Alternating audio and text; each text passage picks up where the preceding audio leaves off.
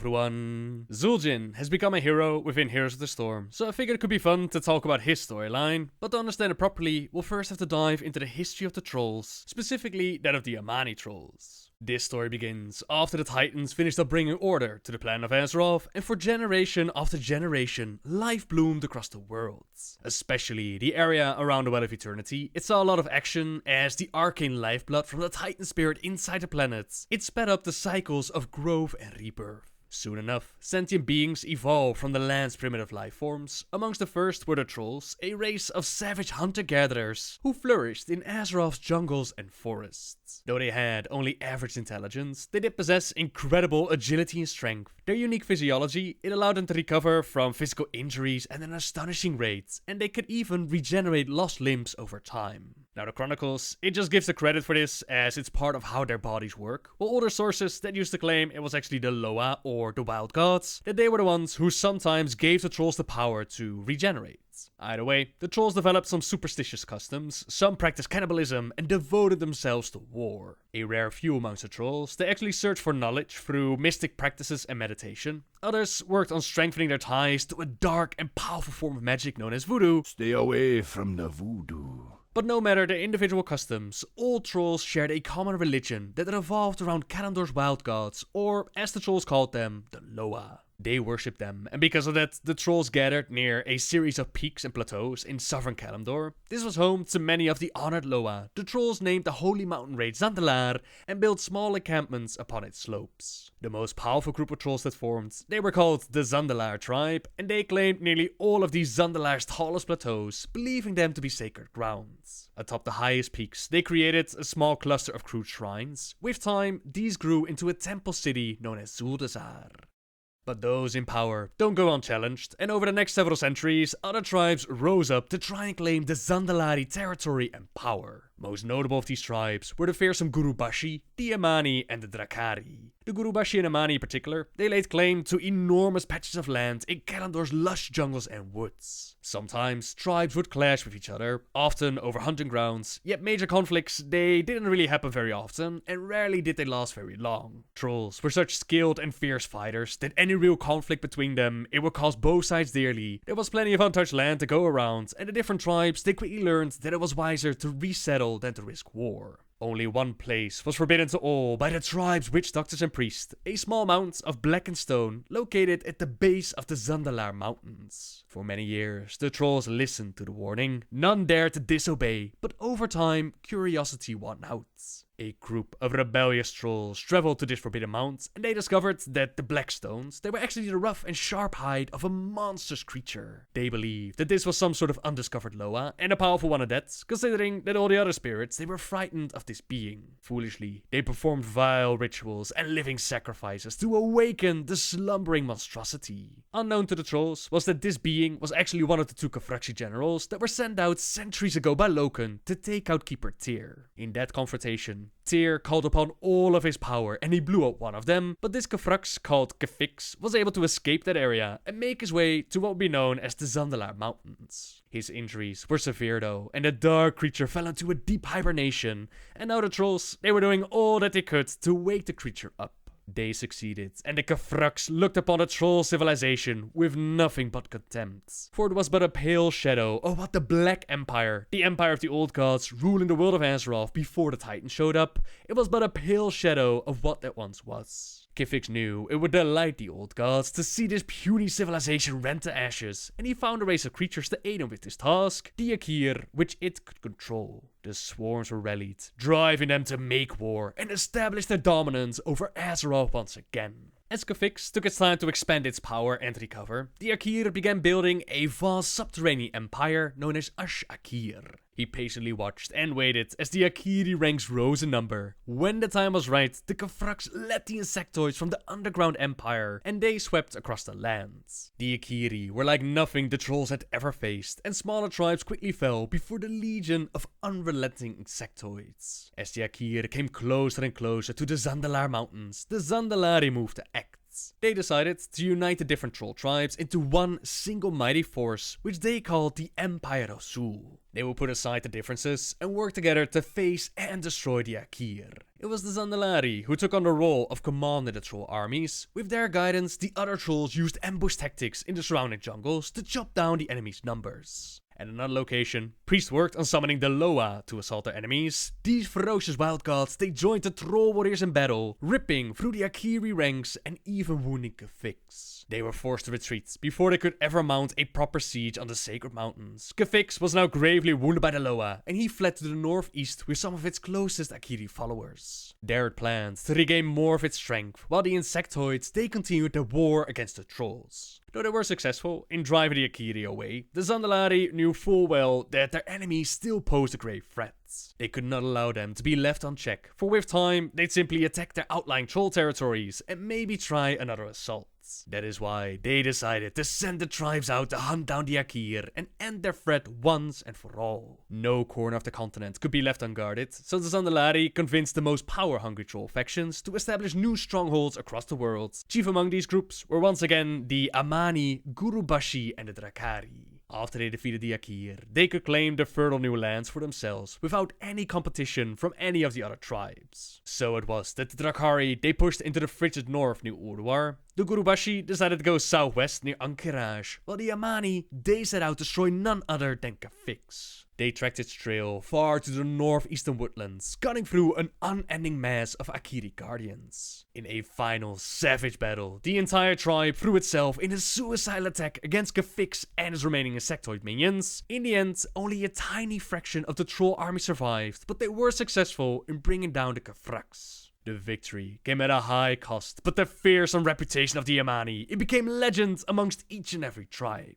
On the spot where they had killed Kefix, the trolls then built their new settlement. It will one day grow into a massive sprawling temple city known as Zulaman. With their leader, with the Kefrax gone, the rest of the Akir, they no longer fought with as much ferocity or purpose. After many centuries of brutal battle between trolls and insectoids, the trolls managed to shatter the Akir Empire. The remaining insectoids, they were contained to the far northern and southern reaches of the continent. Those that survived fortified their underground colonies against further troll attacks. They showed no more interest in fighting, and in time, the trolls proclaimed themselves victorious. Now, as will one day happen with the Alliance as well, the lack of war to bind them all together, it caused the troll faction to grow ever more distant from each other. The widely spread strongholds of the different tribes, they grew into vibrant homes, temple cities, and eventually empires in their own right. The Zandalari, they decided to withdraw to their mountain plateaus to pursue spiritual knowledge, but they would always maintain an immense influence over all the other troll societies. So that's how the trolls fought with Kefix and the Akir, and how they established different tribes and empires in the world. But of course, time didn't stand still, and a group of dark trolls, they found a way to the Well of Eternity. They eventually evolved into a race known as the Night Elves, led by the Queen Azshara. In her eyes, the trolls were nothing but a minor nuisance, their battle lust a symptom of primitive and unenlightened minds. She eventually struck an accord with the Zandalar tribe, in exchange for ending troll incursions into Night Elf territory. The Zandalari, they would be allowed, by Azshara's grace, to keep the sacred Zandalar mountain south of the Well of Eternity. The trolls were forced to agree, fully aware that there stood no chance against the Night Elves' arcane powers. This shameful agreement, it fostered the trolls' deep resentment towards the Night Elves, a bitter hatred that would carry on for generations to come. Now, as most of you know, Azshara and the Highborn, they made contact with Sargeras and the Legion. They worked on bringing them into the world of Azeroth, using the Well of Eternity as their source of power for the portal. Eventually, other Night Elves found out about their plans, a resistance was formed, and the War of the Ancients played out. Even some of the Highborn knew what their queen was doing was not the right thing. Led by Duffermar Sunstrider, they abandoned the palace, and they too joined the resistance. In the end, the war was won, the Legion was sent back to the realm from which they came, but all of this made the well incredibly unstable, and the sundering of the land took place. Kalimdor was split apart, with the Maelstrom as an eternal reminder of what had happened. Despite that, the world was saved from the Legion, and the Night Elves decided that using arcane magic, that which made all of this happen to begin with, that was not a good plan. Despite Illidan's Stormrage, using vials filled with water from the original Well of Eternity to make a brand new one, they still decided to make the use of arcane magic punishable by death. The Highborn that had joined them, they simply couldn't stop though. They saw arcane magic as their birthright, and since there were so many of them, the rest of the people decided to not massively execute them all. Instead, they were banished. Daframar led his people to a land that would later be known as the Eastern Kingdoms. They stayed in Tearsfall Glade for a while until they moved to a better land in the north. Following the trails of magical essence, their journey took them into the lands that the Amani trolls called home. As you might imagine, their arrival, it infuriated the trolls, who still harbored a bitter hatred of the elves from the days of Queen Azshara. The Amani wasted no time in sending out raiding parties, and the Highborn soon learned to fear the troll ambushes in the dense forests. Still, the elves stubbornly pressed forward, using their magical powers to decimate any Amani who dared to cross their path. Soon enough, it was the trolls who learned to fear their power, to be cautious in their attacks. The constant skirmishes, it built a mutual feeling of hatred between the Amani and the Highborn. Now, despite the trolls' ferocity, the elves did finally reach a spot where the magic was just right. Daframar told them that this was where they would build a new civilization. He too had gotten his hands on a vial with enchanted waters from the Well of Eternity, and he used it to create a well of their own, a well that they called the Sunwell. Moving away from their traditional worship of the moon, the Highborn now took their strength from the sun. In time, they'd even go from night elves to being high elves, and they called their new land Quel'Thalas, also known as High Home. The trolls, however, they were not too happy with the new neighbors, as the High Elves had built a new kingdom atop ancient Amani ruins. Ruins that the trolls still considered to be holy grounds. They outnumbered the High Elves by more than 10 to 1, and they did everything that they could to drive these invaders from their sacred lands. The High Elves in turn, they drew on the full might of their brand new well, barely holding off the trolls' assaults. Daframar himself, he led every battle against the fierce Amani. Fellow Malorn in hands, they carved out the borders of their kingdom. Their new home was paid for in the blood of the brothers and sisters, yet the High Elves had not forgotten what the abuse of arcane magic had done.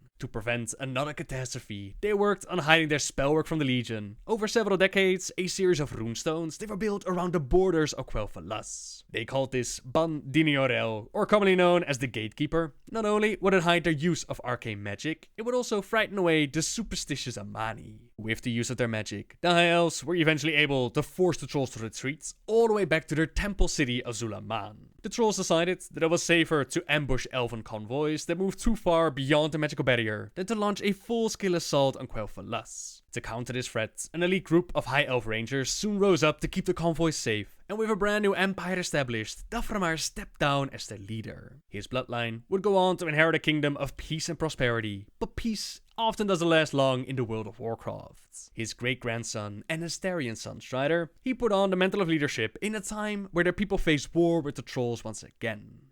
Some new neighbors flourished in the Eastern Kingdoms as well, a race known as the Humans, descendants from the Vrykul that had taken their malformed children to the area. Back then, they still lived in separate tribes, warring with one another for land and power, very similar to how trolls used to live. Only one tribe, the Arafi, led by warlord Vol'jin, they realized that what they were doing was not the way to go. Troll incursions into their territories, they become more pronounced and ruthless. Something was changing amongst the brutish Amani to the north, and the Arafi knew that if humankind did not unite, they would stand little chance against a true war with its moss-skinned foes. They worked hard on bringing their rivals under one single banner, be it by force or diplomacy. Eventually, King Vol'jin named his new kingdom Arafor and tasked his most gifted builders with constructing a mighty capital called Strom. The area around this new city, it was a perfect buffer zone between humanity and the Amani, preventing the trolls from launching their much-feared forced ambushes. He also ordered his people to build a massive wall near the capital to keep the Amani out.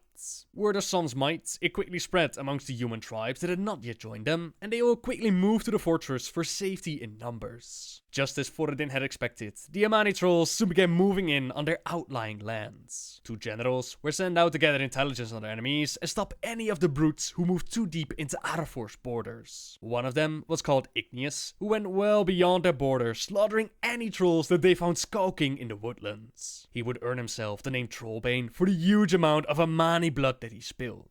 The second general was called Lordain, who patrolled the edges of the northern borders, putting any of the Amani that dared to enter their kingdom to the blade. Both of them returned to Strom with stories of a horrific conflict brewing between the Amani and the High Elves. There were also whispers of something else stirring in the Dark Forest, tales of strange voodoo rituals and supernatural beings prowling the wilds in the dead of night. Disturbing reports, but still Vol'jin and his generals, they agreed that they would not risk their own kind or send any aid to reclusive elves. For the time being, they kept their forces behind their massive ramparts, confident that they could withstand any kind of foe. So it was that the trolls within Zul'Aman, they were planning their revenge upon the High Elves. Fierce warriors they might be, they lacked a strong leader who could bring them the victory that they so desperately needed. They even started to fight amongst themselves, threatening to destroy their tribe from within, but thankfully they did receive aid from the Zandalar tribe. The Zandalari, powerful and respected, they saw themselves as the protectors and spiritual leaders of all the other trolls. They were eager to strengthen their societies across Azeroth, since time had not been kind to them since the Great Sundering. Even the Zandalari themselves had suffered. Their once glorious mountains of Zandalar, they were swallowed by the sea, reduced to nothing more than a small island. It was in the Yamani that the Zandalari saw an opportunity to revitalize one of their most powerful tribes and reassert troll dominance within the Eastern Kingdoms. Taking out the High Elves, it would not be an easy task, but the Zandalari were confident that they could claim victory. After all, Quel'Thalas was not as powerful as that ancient Night Elf empire that had decimated the trolls so long ago. On top of that, over the millennia, they had also honed and perfected their own voodoo arts, power which they were more than ready to unleash upon the elves. A handful of wise Zandalari emissaries, they made the trip from their island home to Zul'Aman, and there they promised to help the Amani plan for war. More importantly, they also pledged that the mighty Loa demigods, they would aid trolls in the battle to come. And to settle the question as to who would be leading all of them, the Zandalari selected Jinta, one of the Amani's most fearless warriors, to take the job. Soon enough, small Amani warbands emerged from the forest and attacked Quel'Thalas' borders, testing out the High Elf strength, always keeping their true numbers and capabilities hidden. After a couple of successful skirmishes, the Amani decided that it was time for their all-out war. Without warning, tens of thousands of troll fighters, they exploded from the shadowy forests. Monstrous lower demigods marched alongside the Amani, infusing their troll adherents with supernatural might. The High Elves did all they could to hold back their foes, but they had no other choice but to give ground. With astonishing speed and ferocity, the Amani laid waste to the outer reaches of Quel'Thalas. From Zul'Aman, the Zandalari emissaries watched the unfolding war with great pleasure. Even the elves and their potent arcane powers could not withstand the might of the Amani, the might of the entire troll race. Their ultimate victory was only a matter of time, but the elves were not going to go out without a fight. They sent ambassadors to Strom to talk with Vol'jin and his people. The king had kept an eye on the war between the High Elves and the Trolls, and the scouts had reported that the Trolls were winning the war. Still, they held on to the belief that stepping into the conflict, it would only put their people at unnecessary risk. But the words of the ambassador, it quickly changed their minds. The Amani threat was far greater than Vol'jin or his advisors could have possibly imagined. Without assistance from Arathor, the Trolls would soon enough destroy Quel'Thalas, and after that launch their full might against Strom itself. Vol'jin and his advisors, they discussed the situation and figured that if they were taught the ways of magic, it might give them the edge that they needed to truly make an impact in the war. Their offer to the elves was in exchange for the military aid. The High Elves would teach the humans magic. Now knowing that they had little choice, they agreed to tutor 100 of their people.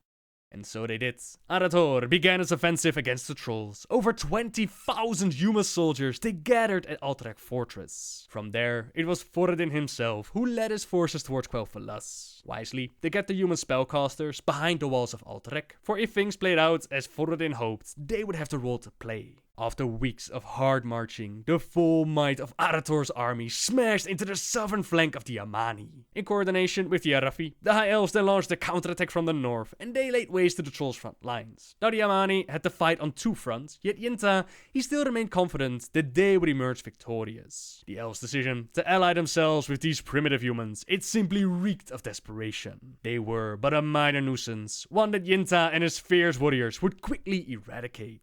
Intent on destroying Arathor's armies, they turned their warband south, and once they were destroyed, Yinta figured that they could just refocus on Quel'Thalas and exterminate the elves for good. But this was exactly what Vol'jin had hoped for. He ordered them to slowly retreat back towards Alterac. Weeks of brutal and bloody fighting followed, as the overconfident Amani, they chased them all the way to the mountains. As the humans moved south, the High Elves moved from Quel'Thalas, and they marched to Alterac as well. They constantly assaulted the northern flank of the Amani, slowly chopping down the Trolls' rear guards. What Vol'jin had not expected was the speed by which the Amani gained on the humans. They were threatening to overwhelm them, but General Lordain, he volunteered to stop the Trolls, knowing full well that he would never survive this mission. He and 500 of their bravest warriors, they held off the Amani host in a narrow valley, where their numbers meant little. The rest of the Arathi army, they continued moving south, and the ultimate price paid by Lordain and his warriors, it allowed Vol'jin's plan to succeed. They finally reached Alterac Fortress, with the Yamani hot in pursuit. One morning, as a thick fog enveloped the Alterac foothills, the Yamani fell upon the human army. Although greatly outnumbered, the Arafi fought back with unexpected tenacity. Days went by, with neither side giving ground. Soon enough, the High Elves came in from the north, and they attacked the Yamani on a second front. When the humans and elves were confident that they had worn down the Yamani ranks, they decided that the time had come to unleash the secret weapon. Together with the elven sorcerers, the human magi kept hidden with the fortress. They called upon their vast newfound powers. Instead of simply attacking one by one, they all pooled their power and wove a single terrible spell. The mountains heaved and trembled, and torrent of fire lashed down from the blood-red sky. The energies engulfed the Yamani ranks. The sorcerer's flame burned Loa and Troll alike from the inside out. One of the first to be consumed by these enchanted flames, that was the leader Jinta. Without him, the surviving trolls quickly broke their ranks and they retreated north. The elves and humans, of course, gave chase. They hunted them down like game, slaughtering every Yamani combatant that they could find. The Zandalari emissaries, they could not believe what had happened. Once so confident of their victory, they now scaled back to their island home in disbelief and shame. For them, and many of the other trolls, this defeat marked a dark turning point in their history, one from which their race never truly recovered. The glory days in which the trolls ruled the world, that had come to an end, but for Quel'Thalas and Arator, the victory in the war was the beginning of a glorious new era. For months, they celebrated their victory, and the elves pledged their undying loyalty to Arator and to Thoradin's descendants, a pledge that would play a role by the time that the Horde found its way to Azeroth and teamed up with Vol'jin and the remaining Yamani. Last time, we talked about the history of the Yamani trolls, and we ended it at the time where the humans and High Elves, they teamed up and unleashed fiery torment upon their foes. This event marked a dark turning point for trolls in general, but the Yamani, they would never let go of the dream to retake their land and take out their ancient enemy. An opportunity presented itself when the Horde stepped through the Dark Portal and started its first invasion of Azeroth. Stormwind fell, its survivors fled to Lordaeron, the Alliance of Lordaeron was formed, and Enduin Lothar called upon that ancient pledge of the High Elves. He was part of Thoradin's line, but Anastarian Sunstrider only sent a small elven fleet to the Alliance, commanding the rest of the forces to stay in Quel'Thalas. Rumors had indeed reached them about strange creatures in the south, but the High Elf King did not consider them a threat. Illyria Windrunner, she disagreed with that notion and brought a handful of her fellow elves south. She believed the Horde was a much greater threat than most of her kin did, and she was determined to see what the orcs could do with her very own eyes. Turned out that it was quite a lot that the Horde could do. Now led by Orgrim Doomhammer, he'd been able to sack Stormwind City, they enslaved the Red Dragons and the Queen Alexstrasza, they'd created Death Knights, and even befriended the Yamani trolls. The trolls had not forgotten about their long and bitter history of conflict with the humans, and they had rejoiced upon learning of Stormwind's destruction. The Yamani saw the orcs as potential allies, but in exchange for Doomhammer's aid. Their current leader, Warlord Vol'jin, he'd been captured by humans and chained up in a prison near the town of Hillsbrad. Now if the orcs helped them liberate Vol'jin, these trolls would agree to fight for the Horde.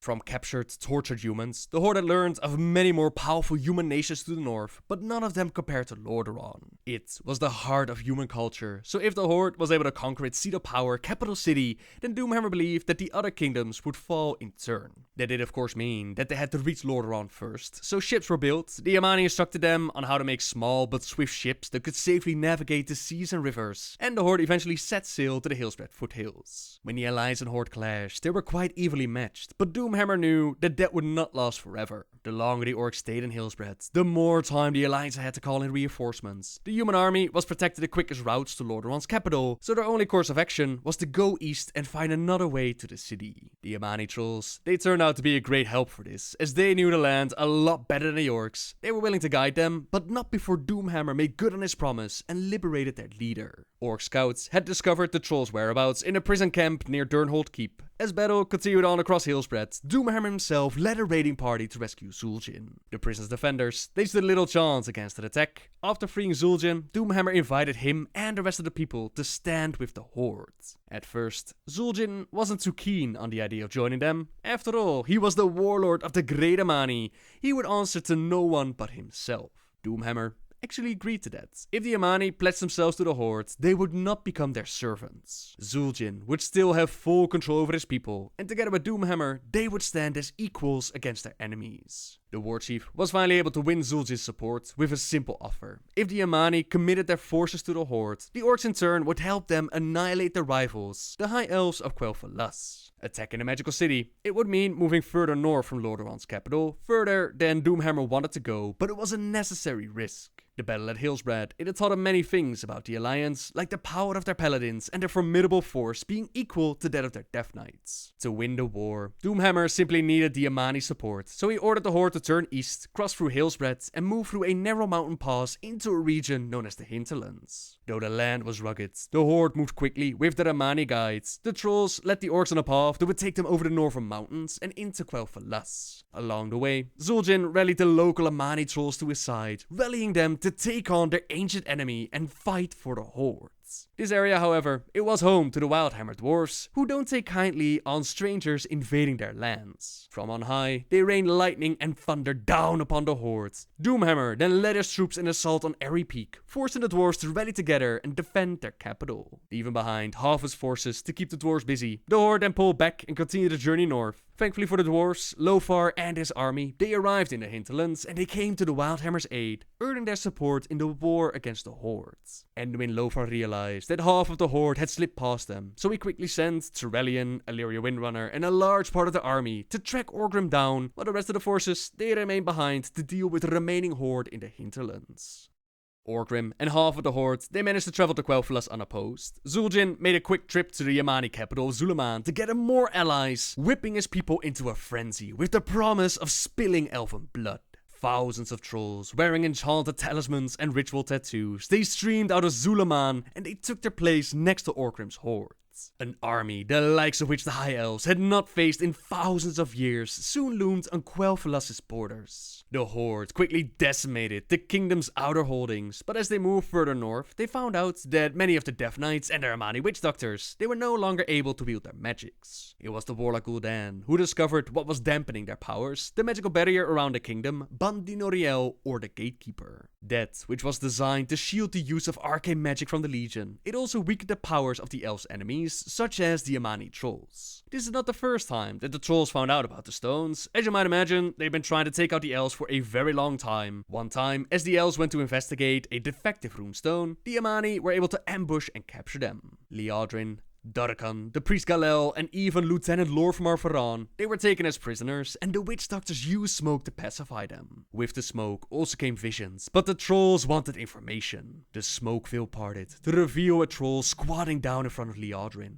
He wore an open leather vest. The lower half of his face was wrapped in a long cloth. His eyes widened, and twin jets of flame shot out. You be guilty of driving us out of our own land. Two weather trolls sat on either side of Lorfmar, their lower faces wrapped as well. He still twitched and convulsed, his eyes shut tight as he fought through his own horrific visions. The trolls pounded their spears on the stone floor. Guilty of making us hide like animals. Guilty of killing me brothers and sisters. Guilty of thinking you owned everything around you. Guilty of being foolish enough to think you gonna succeed where the other failed. The troll paused for a moment, studying her. His eyes were bright as a chuckle rumbled deep in his throat. She immediately assumed that this was Zul'jin. She had heard stories of the fearsome troll leader who staged brazen raids against even the most heavily guarded elven villages. Somehow, he always managed to infiltrate the defenses, and somehow he always managed to inflict damage and casualties and escape with his own life intact. He had grown infamous for his ruthlessness and cunning. The Akir tried to make our ancestors go away. The Night Elves tried to make us go away. Then you tried to make us go away. But he leaned close, twisting his head from side to side. We be like a bad dream. Liadrin blinked, and suddenly Zul'jin's scarf was a massive constrictor coiling around the leader's neck and face. That just won't go away. The snake lifted its giant head and opened wide to reveal row after row of needlepoint teeth. Liadrin blinked once again, and the snake was gone, replaced by the tethered scarf. And since we won't go away, I think we should retake our land, burn your pretty buildings, send you running back the way you came. But it won't be easy. You'll be tricky. He reached to his side and drew a 3-foot-long, wave-bladed dagger. Your runestones make our magic weak. Your own magic be protecting your cities, But I've been watching. I've been thinking. Vol'jin patted the point of the blade against his temple as he squatted down in front of Lorfmar now. I think you get your power from that fountain of light. What you call it, the Sunwell? Yeah, I think it gives you the power. And without it, maybe your magic not so great after all. Vol'jin traced the tip of the blade down Lorfmar's stomach and chest, barely brushing the surface of his skin. I wanna know how to overpower the runestones. I wanna know everything about that Sunwell and its defenses. So, Kil'jaeden thought, they do not know how to sabotage the runestones. He stood and looked toward Kil'jaeden and the others. Your friend here. Maybe he don't talk. He be a ranger, no? They a tough breed. But you see him get skinned alive, hear him scream till he got no more breath left. Maybe one of you think twice. Maybe one of you talk. I'll give you a chance right now. One chance. Vol'jin looked first at Kil'jaeden and then at Darkhan. He glanced quickly at Galel, whose eyes were still closed. There was a long moment of silence. That be no surprise to me. You too proud. Maybe you like the fighting, the killing. I'll tell you something. We gonna fight till there be no more of us left to fight. You gonna see what we be made of. Eagerly fingering the tip of his blade, Vol'jin squatted down inches away from Lorfmar. But first, I'm gonna open you up and see what you be made of. No! Kil'jaeden shouted. Get away! Her head spun to Darkhan, her eyes imploring him to take action. His own eyes shot to her, wide with fear. At that moment, he looked very lost and completely helpless. He shook his head. His ability to cast had not yet returned. The dagger's tip pierced Lorfmar's skin just below the navel. Vol'jin drew the blade down in a long vertical slice. It not gonna be quick. Kil'jaeden immediately attempted to call upon the light to begin healing the wounds, but the smoke still acted as a wall in her mind.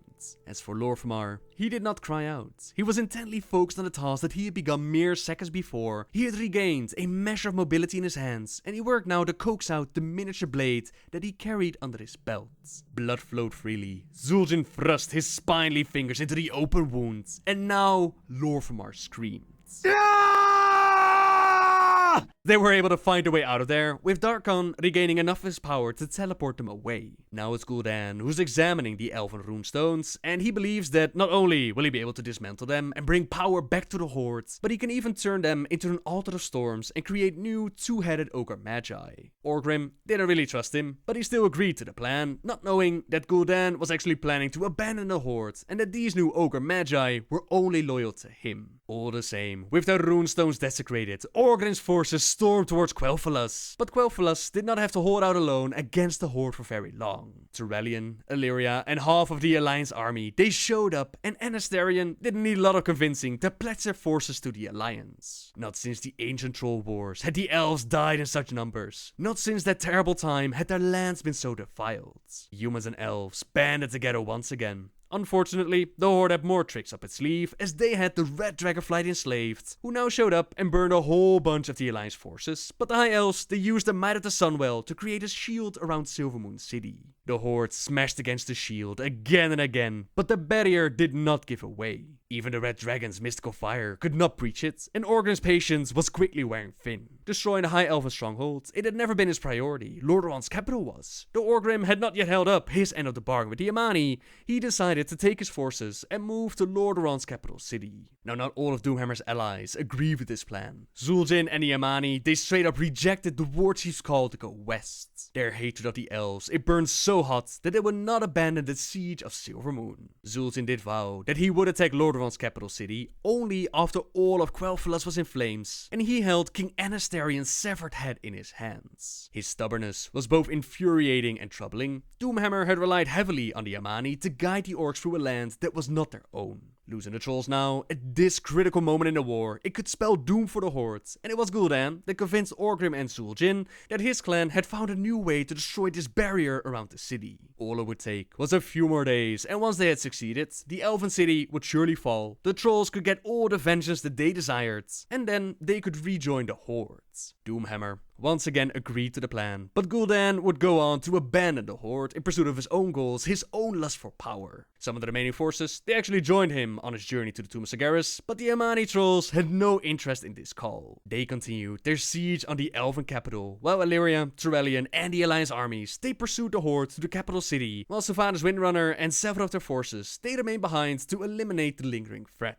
In this, King Anastarian saw an opportunity to forever change the balance of power between the elves and the trolls. He dispatched Magi and priests to aid the rangers in rounding up and wiping out all of the remaining Amani forces. Liadrin was assigned to a platoon led by Haldoran Brightwing. The skies were the color of blood that day, the air reeking of ash and fire, and their lungs burned as blazing infernos consumed their forests. And it was on that day, unknowingly and quite accidentally, that Haldoran's group managed to trap and capture the legendary Vol'jin. The fires had burned unpredictably, and so it was that Vol'jin and a handful of his comrades, they found themselves cut off from the bulk of their Amani brethren and driven near the shores of Daromere Lake.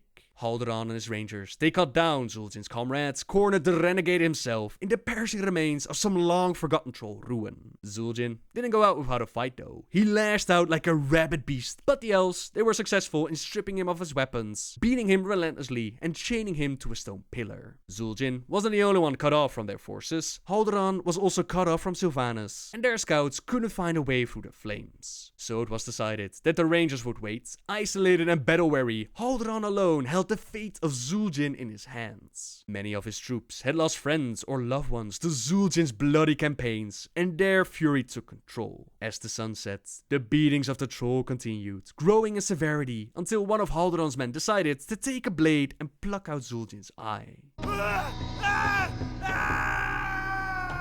Liadrin simply couldn't take it anymore. The torment was pointless. If we're going to kill him, let us be done with it. But Haldoran, he couldn't make that decision, and he also couldn't get in touch with those that could. They didn't have much time to consider the situation. As a group of scattered Amani trolls, they attacked them. The High Elves had to fight for their lives, and upon returning to the ruin, Liadrin was greeted by a sight that will forever burn itself into a memory. The chain, trailing to the dirt, yet held fast to the stone pillar, ended in a manacle still clamped to Zul'jin's arm. It lay there on the ground, severed just below the shoulder. An alarming amount of blood soaked the dirt in a wide radius. And so, the infamous Vol'jin had escaped once again, this time by sawing off his own arm, a feat that would solidify his legendary status amongst trolls all over the world. In the years to come, the war cry For Vol'jin.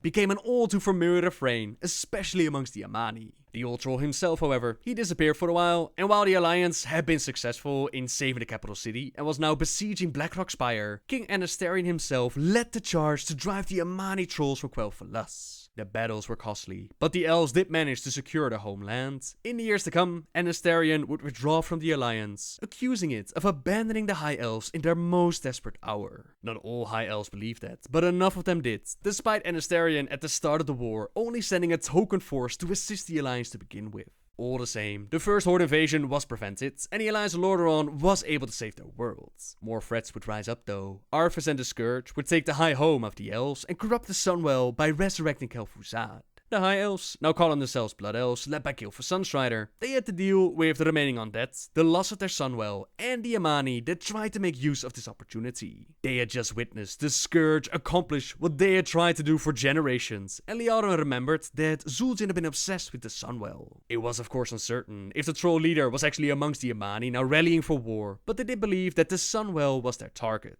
Prince Gilfer Sunstrider, now their leader, figured that if the trolls wanted their Sunwell, then they would have it. There were still a lot of undead, more each day gathering on the Isle of Quel'Thalas, and since the resurrection of Kel'Thuzad had corrupted their fount of power, Kil'jaeden decided to blow it up and take all of their enemies out with it.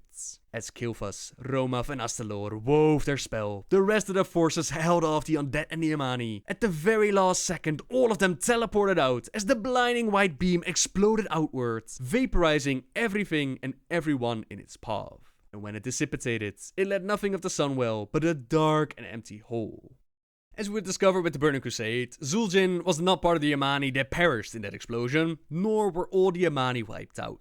Treasure hunters of the Alliance foolishly infiltrated Zulaman, almost all of them were killed, but one of them managed to escape and was found dying by Haldoran's forces. He spoke of dark rituals, animal gods, and profane sacrifices. He also spoke a single name over and over again before his final breath: Vol'jin. This was our land. Troll land. We Amani was here before anyone.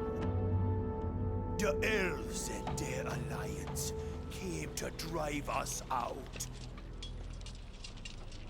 But we never give up. We never forget.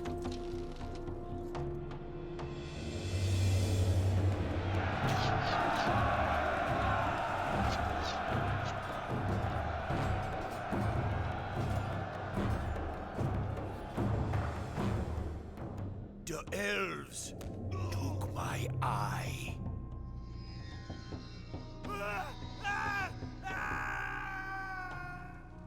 I cut off my own arm to escape them. And now, they fight alongside the Horde? I spit on the Horde! I hate you. I hate you all. But I got a surprise for you now. So come on in.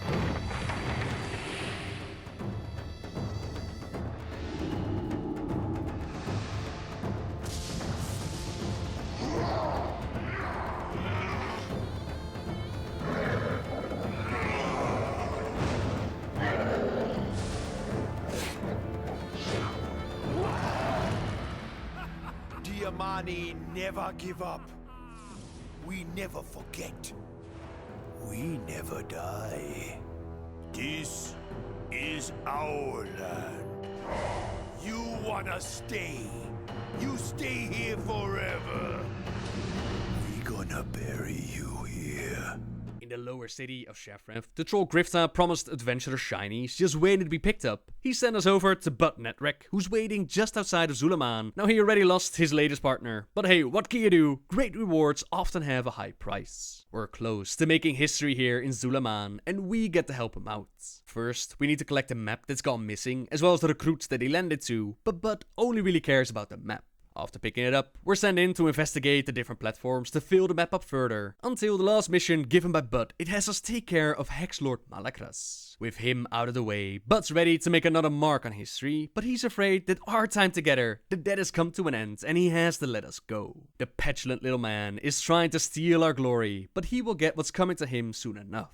So inside Zulaman, we found 6 different bosses and a couple of mini-events that were kinda cool to do. The troll bosses that we faced, they mostly took their names from the Loa spirits empowering them, which explains why we faced the same bosses with the revamp during the Cataclysm. There was Kil'jaeden, a former shaman of the Amani tribe. Kil'jaeden had a natural ability when working with the element of air. This talent caught the eye of Hexlord Malakras and made finding a host for the troll's ego god a very easy task.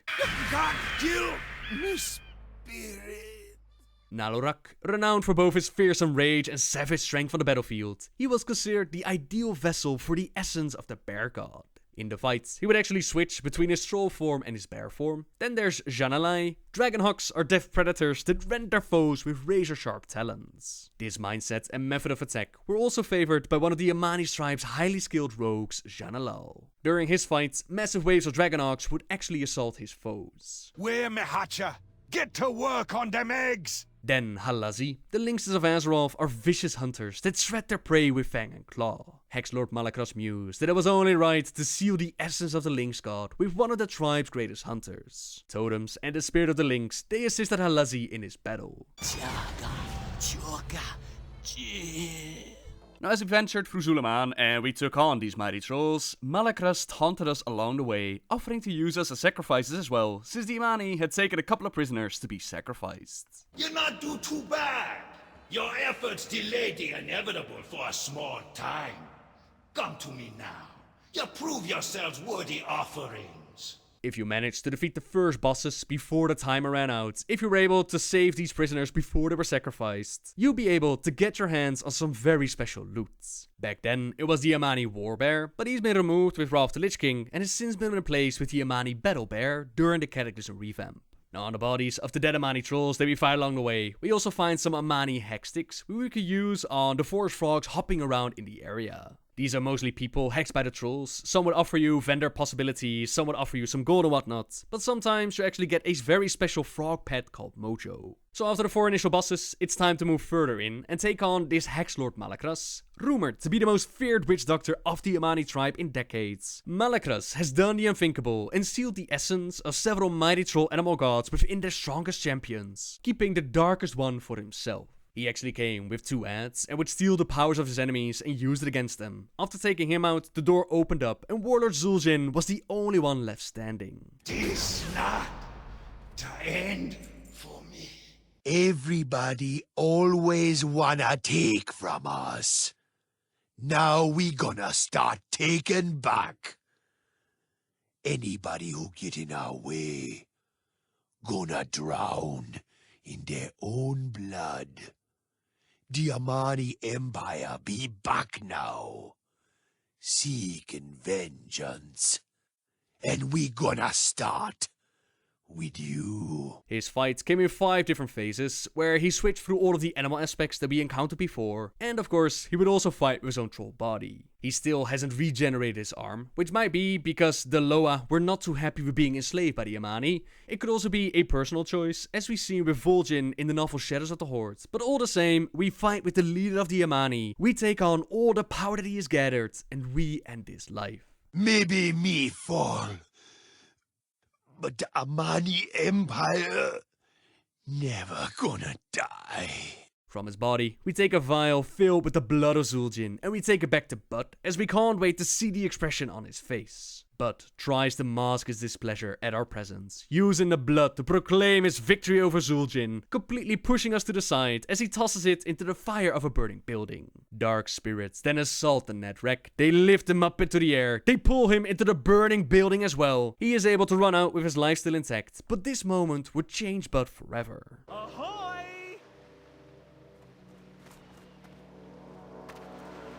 I'm sailing! For a while, it was quiet in Zulaman, and the story of Vol'jin ends here. But like I said, Zulaman underwent a revamp with the Cataclysm, where the Zandalari, they returned to take care of their people and try to unite them once more. Vol'jin of the Dark Spear, you would turn your back on your own people? The Horde is my people.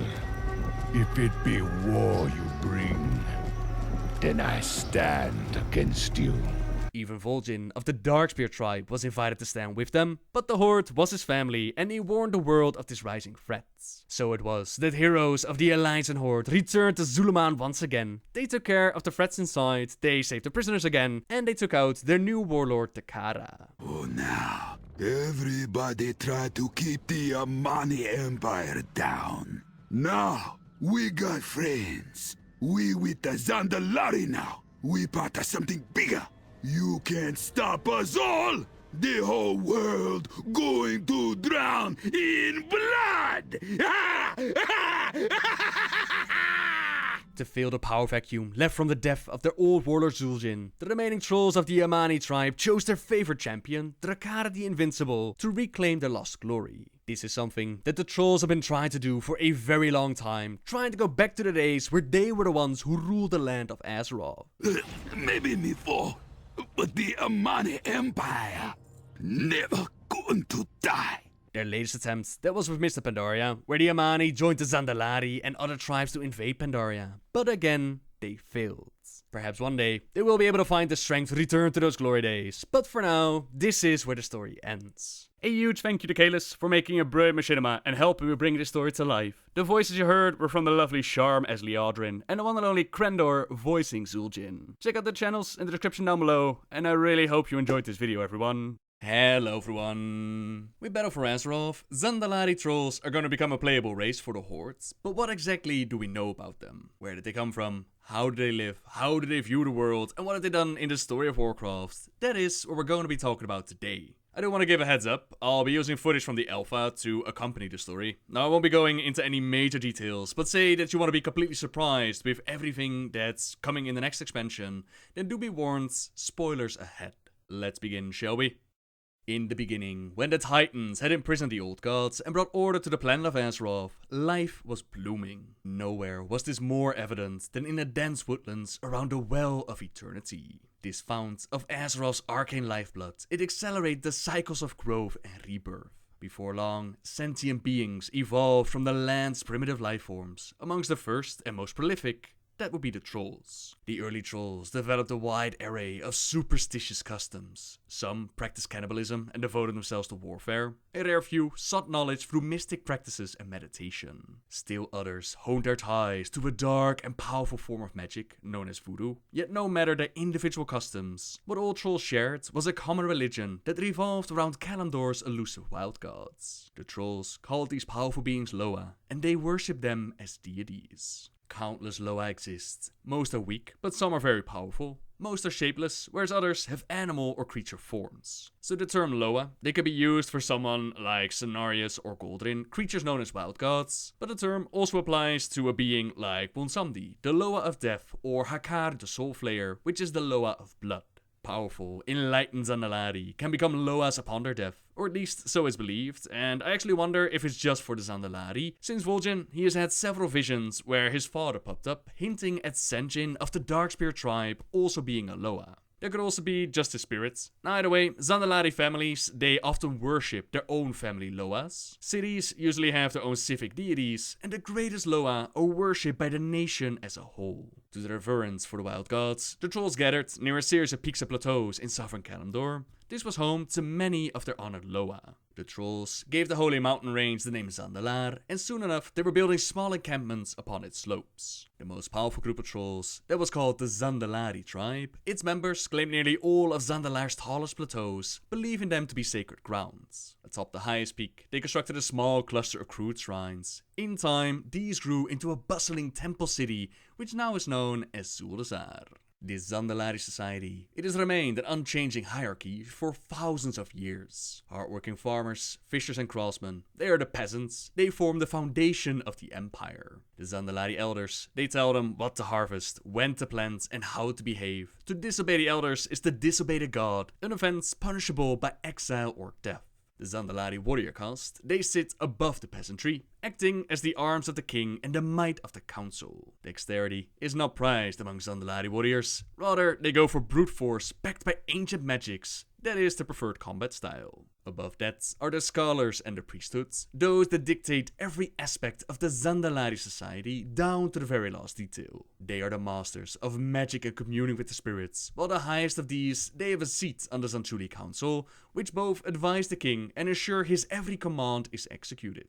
The council is consulted before every battle or major decision, but above all of them from a golden throne, there lords the king of the Zandalari. It was the Tsar who was the first, but in the current day and age, it's the great king Rastakhan. Empowered by the Zandalari gods themselves to act as their voice, he is ruled for over 200 years. Trolls are long-lived, but that seems to be exceptionally long. This has to do with Razan, the Loa of Kings, which stands at Rastakhan's side, and he is the one empowering him. To figure out where exactly their people belong, the Zandalari, they start testing their children at a very early age. Those that are blessed and showing signs of connection with the Loa, they receive full priest training and all of the honor and privilege that accompanies it. Those that are not blessed, they will be given the opportunity to prove that they're going to grow into strong warriors someday, but those that fail both tests, well, they end up at the bottom. That is the Zandalari society in a nutshell, and at the beginning, life was very good. Azeroth was pretty much the playground to learn, to worship and to grow.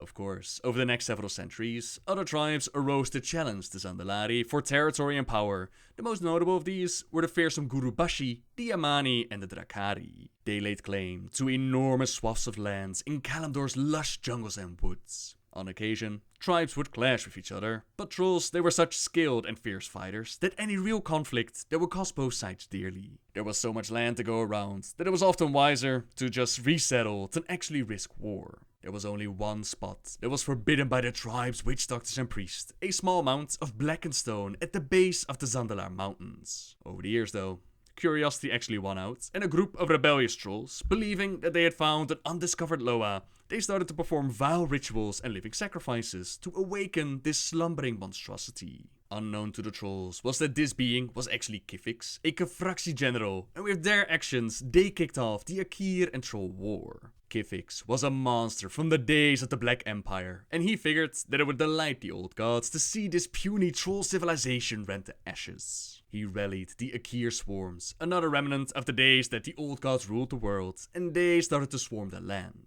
As the Akir encroached perilously close to the Zandalar Mountains, the Zandalari moved to act. They united the troll tribes into a single mighty force, which they called the Empire of Zul. Under the Zandalari guidance, differences would be put to the side. Loa and warriors alike, they went to battle, and not only did they push Kifix force away from their sacred mountains, they made sure to nip this threat in the bud. At the Zandalari's behest, the other tribes moved out to permanently end the threat. To do so, they could leave no corner of the continent unguarded. So it was that the Zandalari convinced the most power-hungry troll factions to hunt down the Akir and then establish new strongholds across Azeroth and claim these fertile new lands for themselves without any competition. The Yamani, they went after Kefix to the northeast, where they actually killed it. The Dakari, they pushed to the cold north, while the Gurubashi, they went southwest. All victories were hard-earned, but after years of war, the trolls, although unable to completely wipe out the Akir, they were victorious and reclaimed their dominance over the lands. Now without war to actually bind them together, the troll factions grew ever more distant and insular. The far-flung strongholds of the different tribes, they started to blossom into vibrant home, temple cities, and eventually empires in their own right. The Zandalari withdrew to the mountain plateaus to pursue spiritual knowledge, but it would always maintain an immense influence over the separate troll societies. Yet another society, it started to draw the interest of the Zandalari. This was the Mogu Empire led by Leishan the Thunder King, who had taken the powers from Keeper Ra. With those powers, they'd enslave the land and build wonders. The Zandalari in particular were amazed at the otherworldly powers that was wielded by the Thunder King. One of the leaders, a revered high priest named Zulafra, saw in the Mogu a golden opportunity. They might hold the power of this world, but it was the trolls that held the knowledge of the land. Their empires would make each other great and teach each other their secrets. Once they were allies, nothing on Azeroth would dare to oppose them. Lei Shen was actually interested in the idea. With the trolls' aid, they would learn the mysteries of the land a lot faster. But in truth, both leaders actually plotted betrayal. Zulafra believed the Zandalari could steal Lei Shen's godlike powers once they learned the Mogu secrets, and the Thunder King, he planned to enslave the Zandalari the moment that they ceased being useful. For now though, even to the public, they kept their true plans concealed, and they made their allegiance. In exchange for the Zandalari's knowledge, the Mogu would train them in the ways of arcane magic. They also promised the trolls a swath of fertile land near the Vale, and to ensure that his reign would never end, Lei Shen taught Zulafra the secrets of resurrecting him. He didn't exactly trust his own people with that knowledge, knowing that the Mogu, they were all about power, and would most likely try to claim the empire for themselves. Only the Zandalari would hold the key to resurrecting Lei Shen. Without him, the trolls knew that they would never fully learn the secrets of the arcane, nor would they be able to claim his awesome power. Though both leaders continued scheming, their betrayals would never come to fruition, and they actually became invaluable allies. Yet Lei Shen's arrogance, that would also be his downfall. He set his eyes on claiming the Forge of Origination, which was located in the land of Uldum, and he was ready to add it to his empire. The Tol'vir, left behind by Keeper Ra to keep an eye on the place, they were actually outraged when they heard what Lei Shen had done to their keeper. They would never join his side, so the Thunder King, he made ready to take it by force, and he was so confident in his victory that he invited Zulafra to witness what he claimed would be the Mogu Empire's greatest victory yet. The elderly Zandalari leader agreed. Lei Shen had artificially extended the troll's life, but once all of the Keeper's work were under Mogu control, they would unlock the secrets of immortality. Almost all of the highest ranking Zandalari leaders, they accompanied Zulafra as an honor guard, expecting to return to the capital with the gift of eternal life. This didn't go exactly as planned though. Although the Tol'vir did not have the numbers to even remotely stand a chance, they did have the Forge. You might remember this as being part of the Uldum questing, a weapon designed to purge the world if it became too corrupted, something that would have been activated if we didn't kick some sense into Elgalon. The Tolveer had configured it to scour only the nearby land and everything within it. Leishen, the Zandalari, the Tolveer waiting outside, and the land of Uldum.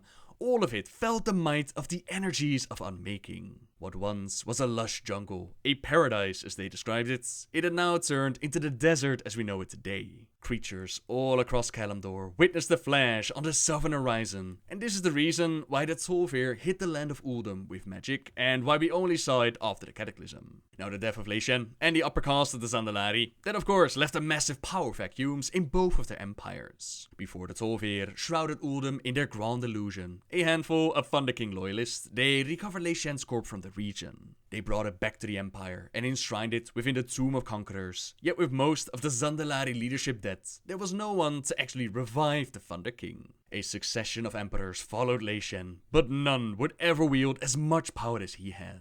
The Zandalari too spent generations attempting to recover from the loss of Uldum. The catastrophic event had struck a mortal blow to both of the empires, and neither would ever regain its former glory. But of course, that didn't stop the trolls from trying over and over again.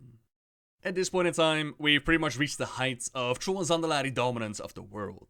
Azeroth had been their playground, but their defeat in Uldum, it marked a turning point, and it wouldn't exactly get much better after this. They eventually tried to collect what was promised, a large plot of land near the Vale of Eternal Blossoms, but that agreement was made with Leishen the Thunder King, and not the Pandaren that had been able to overthrow the Mogul masters. Mengazi, a descendant of Zulafra, decided that it would be a good idea to strike without warning, and with enough force to shatter the Pandaran's will. It had been a few decades since the slave revolution, and most of the Pandaren, they'd not exactly kept up with their kung fu. Hopefully outnumbered and outmaneuvered, they were losing hard.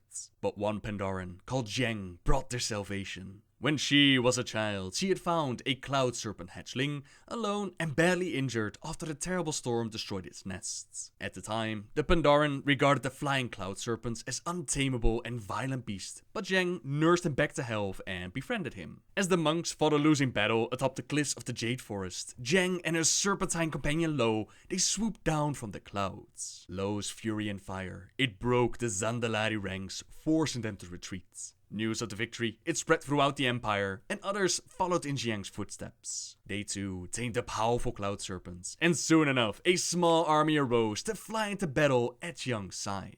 These brave Pandaren, they became known as the Order of the Cloud Serpents. The tide of war had turned, the trolls knew that there was little that they could do to win by conventional means, so Mengazi turned to a final tactic, resurrecting the Thunder King. A pitched battle erupted near the Tomb of Conquerors, where Leishen's corpse was enshrined. Zheng sacrificed herself in a final, desperate attack, killing Mengazi, which in turn caused the other Zandalari to soon break ranks and run back to their homeland in shame. Meanwhile, Dark Trolls found a way to the Well of Eternity, a fount of arcane power that slowly but surely evolved them into the Night Elves. With the well, they had a mighty supply of arcane magical might, and not since the Black Empire in ages past had the territory grown so vast in size and scope. The immense influence that Queen Azshara held over the world and its denizens, it eclipsed even Leishen's wildest dreams of power. From time to time, Niders and Trolls, they would clash with each other, the Trolls always buckling before the devastating magics wielded by the Elves. In the Queen's eyes, the Trolls were just a minor nuisance, their battlelust a symptom of primitive and unenlightened minds. Ultimately, they struck an accord with the Zandalari tribe. In exchange for ending these troll incursions into Night Elf territory, the Zandalari would be allowed, by Azshara's grace of course, to keep the sacred Zandalari mountains south of the well. The Trolls begrudgingly agreed, fully aware that they stood no chance against their enemy's arcane powers. The Zandalari, they kept the tribes under control, but this shameful moment, it fostered the Trolls' deep resentment towards the Night Elves, a bitter hatred that would carry on for generations to come. Azshara, she didn't care. She had her eyes and her mind on the Well of Eternity and the secrets held within. It wouldn't be long until they made contact with Sargeras. They tried to summon a burning legion into the world, and the War of the Ancients played out.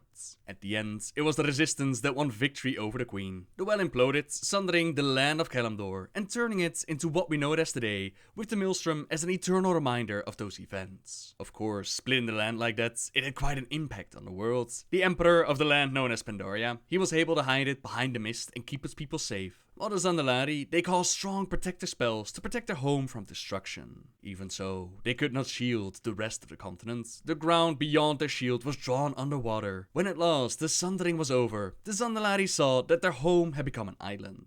Not all of the Night Elves had been wiped out either. Those that resisted the Queen, they had survived, and Illidan's Stormrage, he even made a brand new well with waters taken from the original one, something that the others of his kind, they couldn't exactly appreciate. He was imprisoned, they grew a happy little tree over this new well to contain its power, and the use of arcane magic that became punishable by death.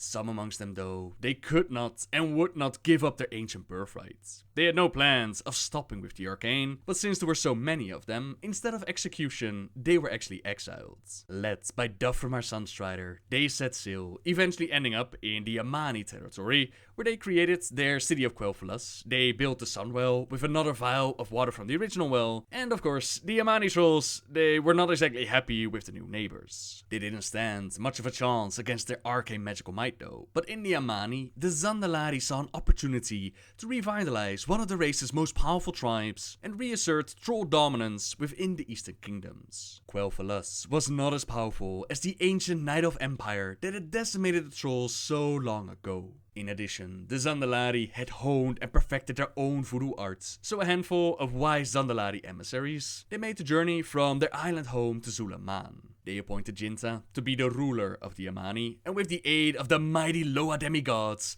they were able to cause some massive damage to the elves. Unfortunately for them, the now high elves, they made an allegiance with the early humans in the area, and their combined force, they were able to not only engulf their leader Jinta in flames, without their leader, the surviving trolls broke ranks and retreated. The elves and humans hunted them down like game, slaughtering every Amani combatant that they could find. The disastrous battle, it floored the Zandalari emissaries. Once so confident of victory, they skulked back to their island home in disbelief and shame yet again. Now helping out the other troll tribes, that was not the only thing that the Zandalari were doing. They also explored the numerous islands that dotted the newly formed sea between Kalimdor and the Eastern Kingdoms. It was during these voyages that the trolls discovered Kazan, an isle inhabited by goblins. Now the Zandalari, they had come to Kazan in search of strange mineral called Kil'jaeden. The consumption of vaporized Kil'jaeden, it caused a whole range of effects such as heightened senses, hallucinations, and increased intelligence. The trolls greatly valued the mineral and saw it as a sacred component for their rituals and ceremonies. For centuries, they mined from the numerous Kil'jaeden veins running close to the surface of the islands. Occasionally, they employed goblins to work for them, paying them with shiny but cheap trinkets that the small creatures prized. The arrangement changed once the trolls discovered an unimaginable deposit of Kil'jaeden buried deep underground, more than the Zandalari would ever need. Rather than dig for it themselves, they enslaved the goblins and forced them to mine under abysmal conditions. For thousands of years, the goblins suffered, too weak to resist. But in the end, it was the Kil'jaeden itself that led to the goblins' salvation. Within the mines, a cloud of Kil'jaeden dust, it always blanketed it. Over time, breathing it in, it awakened the goblins' intelligence and their craftiness. Secretly, they plotted to overthrow their slave masters, using whatever materials they could find to fashion traps, explosives, and other ingenious weaponry. The troll overseers were caught off guard when the goblin masses stormed from the mine, armed with technology beyond even what the Zandalari possessed. The revolution, it shattered the trolls' hold over Kazan, laying waste to the mining operation and leaving behind untold destruction. The survivors Zandalari, they fled, and the goblins celebrated the new liberation by turning on each other in a mad scramble to fill the void of power, and in time it would be them enslaving the trolls for themselves. Meanwhile, over at the Gurubashi tribe, they weren't really doing great after sundering. Poverty and hardship, it was a day-to-day thing, and many of the hunting and farming grounds were forever lost. Desperate to reclaim their former glory, they turned to the powerful Loa spirits, and the creature that answered their call, that was Hakar the Soul Flayer, the Loa of Blood. The malevolent spirits, it promised to help the Gurubashi extend their empire across the lower half of the Eastern Kingdoms. In return, he demanded large numbers of living sacrifices. His followers became known as the Hakari, and for years they fed the Dark Loa, which in turn increased his power. Under his control, the Gurubashi had achieved all that they had hoped for, conquering massive amounts of land and even many of the islands that dotted the coast of the South Seas. The Zandalari, observing the events from afar, they were pleased at first. Like proud parents, they saw their children return to conquest and the traditional worship. Yet, when it became clear that Hakar's bloodlust would never be sated, they knew that the fiendish god would drive not only the troll race to destruction, but the entirety of the world. They rallied their forces and set sail for the Eastern Kingdoms, where they met up with Gurubashi trolls that were not down with the path of the Hakari. Together, they found out that a faction of Hakar's most zealous priests, which were called the Atalai, they were trying to summon the Loa spirit into a living form. This in turn would awaken terrible new dimensions of his power and spell certain doom for the troll race. Horrified by the Atalai's plans, the Zandalari host stormed the Gurubashi capital of Zul'Gurub. Battles raged day and night. Finally, atop Hakar's bloodstained shrine, the Zandalari defeated the Loa and most of his crazed followers. Despite this victory, the Zandalari and their allies, they agreed to remain vigilant for any sign of Hakar's reappearance. The Loa was not truly dead. His spirit had merely been banished from the physical world, very similar to what we've seen with wild gods like Cenarius. When the orcs killed him in Warcraft 3, they didn't actually kill him, they just kicked his physical form off the planet and we later on summoned him back. A number of the Atalai priests, they had escaped the jungle and were trying again within the Swamp of Sorrows. They built the Temple of Atal Hakar and hoped to summon the Loa once more. Dark magics twisted the flora and fauna surrounding the temple. This in turn drew the attention of the green dragon Ysera, who used their might to turn the temple into the Sunken Temple and then left green dragons behind to guard it. They should have done a better job at clearing out the temple though, since the Atalai, they were not wiped out, and the green dragons, they had to deal with the Emerald Nightmare. This gave them a chance to reboot, and under the leadership of Jindo the Hexer, they discovered that the Soul Flayer could only really be summoned within the Gurubashi's ancient capital. It was in Zul'Gurub that Jindo enslaved several high priests of the Gurubashi to aid him in summoning their dreaded god. Newly reborn in this jungle fortress, Hakar once again took control of the Gurubashi tribe. Even the smaller tribes like Bloodscalp, Sand Fury, Skull Splitter, Vilebranch and Widowbark, all of them pledged their allegiance to Jin. Reports eventually reached the Zandalari, confirming the presence of the Soul Flayer, and so they moved out to the shores of Yoyamba Isle to battle Hakar once again. The trolls of the land banded together and sent a contingent of high priests into the ancient city. Each priest was a powerful champion of the primal gods. Of the Loa, we had the bat, the panther, the tiger, spider, and snake. But despite their best efforts, they fell under the sway of Hakar. The champions and their primal god aspects, they now unwillingly started feeding the awesome power of the Soul Flayer. Left with no other choice, the Zandalari recruited the champions of Azeroth, the Horde and the Alliance to aid them in their mission. For the first time, we were able to actually earn reputation with the Zandalari, which of course came with rewards like patterns, schematics, recipes, but there were also shoulder, head and leg enchants. With Exalted, you get the Hero of the Zandalar tribe achievement, one that's now a feat of strength since it's no longer obtainable, and a reputation that could be earned in various ways. Clearing out Zul'Gurub, that was of course a good start, but there were also the Hakari bijous to be found, which were destroyed at the altar of Sansa. Each bijou that we wrest away from the Blood God's minions is one step closer to victory. The heads of the High Priest, responsible for channeling the Loa's energies into Hakar, they were stringed together for Exile, Servitor of Rastakhan. All of them, High Priestess Jaklik of the Bat Loa Herik, High Priest Vanaxus of the Snake Loa Hefis, High Priestess Marley of the Spider Loa Shadra, High Priest Tekal of the Tiger Loa Shirvala, and High Priestess Arlok of the Panther Loa Befik. All of them were taken out, weakening Hakar's might. Then, the Soul Flayer himself became our target. Both Jindo the Hexer and Hakar, they were taken out, clearing the threat within Zul'Gurub once more, and we brought back the heart of Hakar to banish to the void.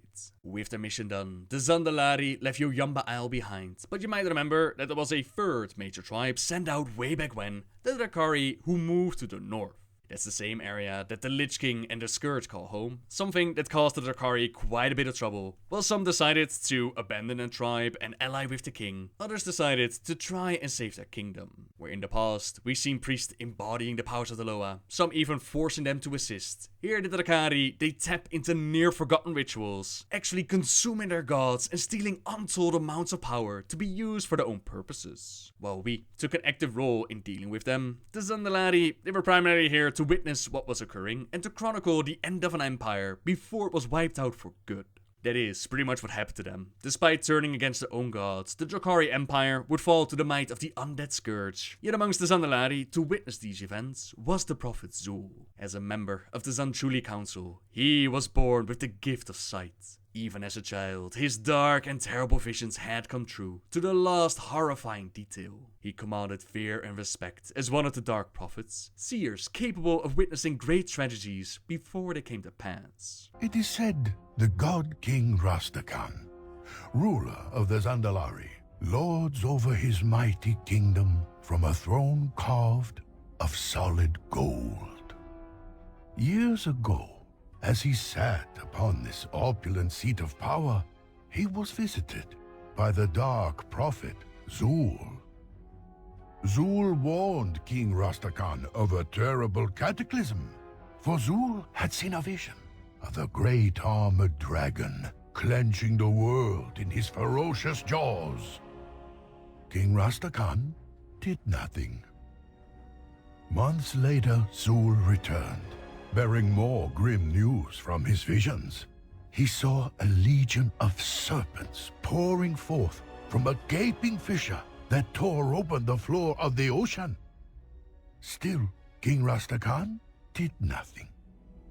Finally, mere months before the cataclysm, Zul returned, tearing his clothes and throwing his staff to the ground. Zul spoke of earthquakes and tidal waves. He described the golden capital of Zandalar slowly sinking beneath the waves in the aftermath of the cataclysm, its once great people drowning as their mighty work slipped forever beneath the sea. King Rastakhan tired of Zul and his troubling nightmares. To be rid of the prophet, he granted Zul the use of his largest ships so that he and his followers could seek a new land if his visions came to pass. And his visions did come to pass. When Deathwing rose from the maelstrom, dark, angry waves crashed into the Zandalari capital. The spine of the land broke in two, and soon the city and all its riches began to slide into the hungry sea. The Zandalari people turned to their king for help, but there was only one Zandalari equipped to help them, the Prophet Zul. The Prophet and the mighty war fleet he had assembled while his king sat idle. You see, the true power of kings and emperors stems from the power to aid their people. The moment they fail, they cede their power to the one who can. Zul convinced the king and the council to hand over some ships, and with the cataclysm, he set out what the trolls have been trying to do for a very long time. He set out to regain their former glory and dominance of the land. Our kind faces extinction. Trolls once ruled the mightiest empire this world has ever seen. Yet look at you now. Zuldrak has already fallen to the scourge. Its gods consumed as death descended on its people. Zul'Farrak, once the shining jewel of Tanaris, is now nothing but a wasteland. Divided, you are weak.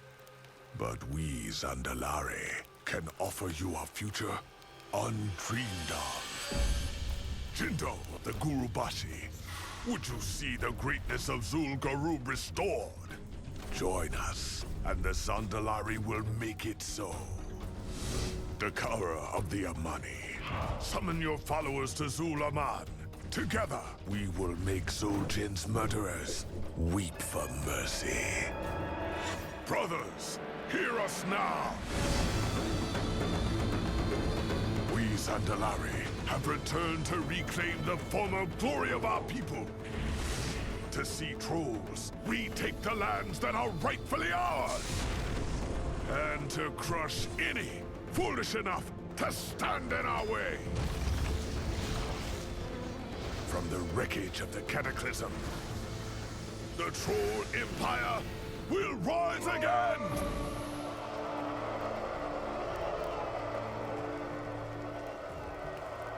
Vol'jin of the Dark Spear, you would turn your back on your own people?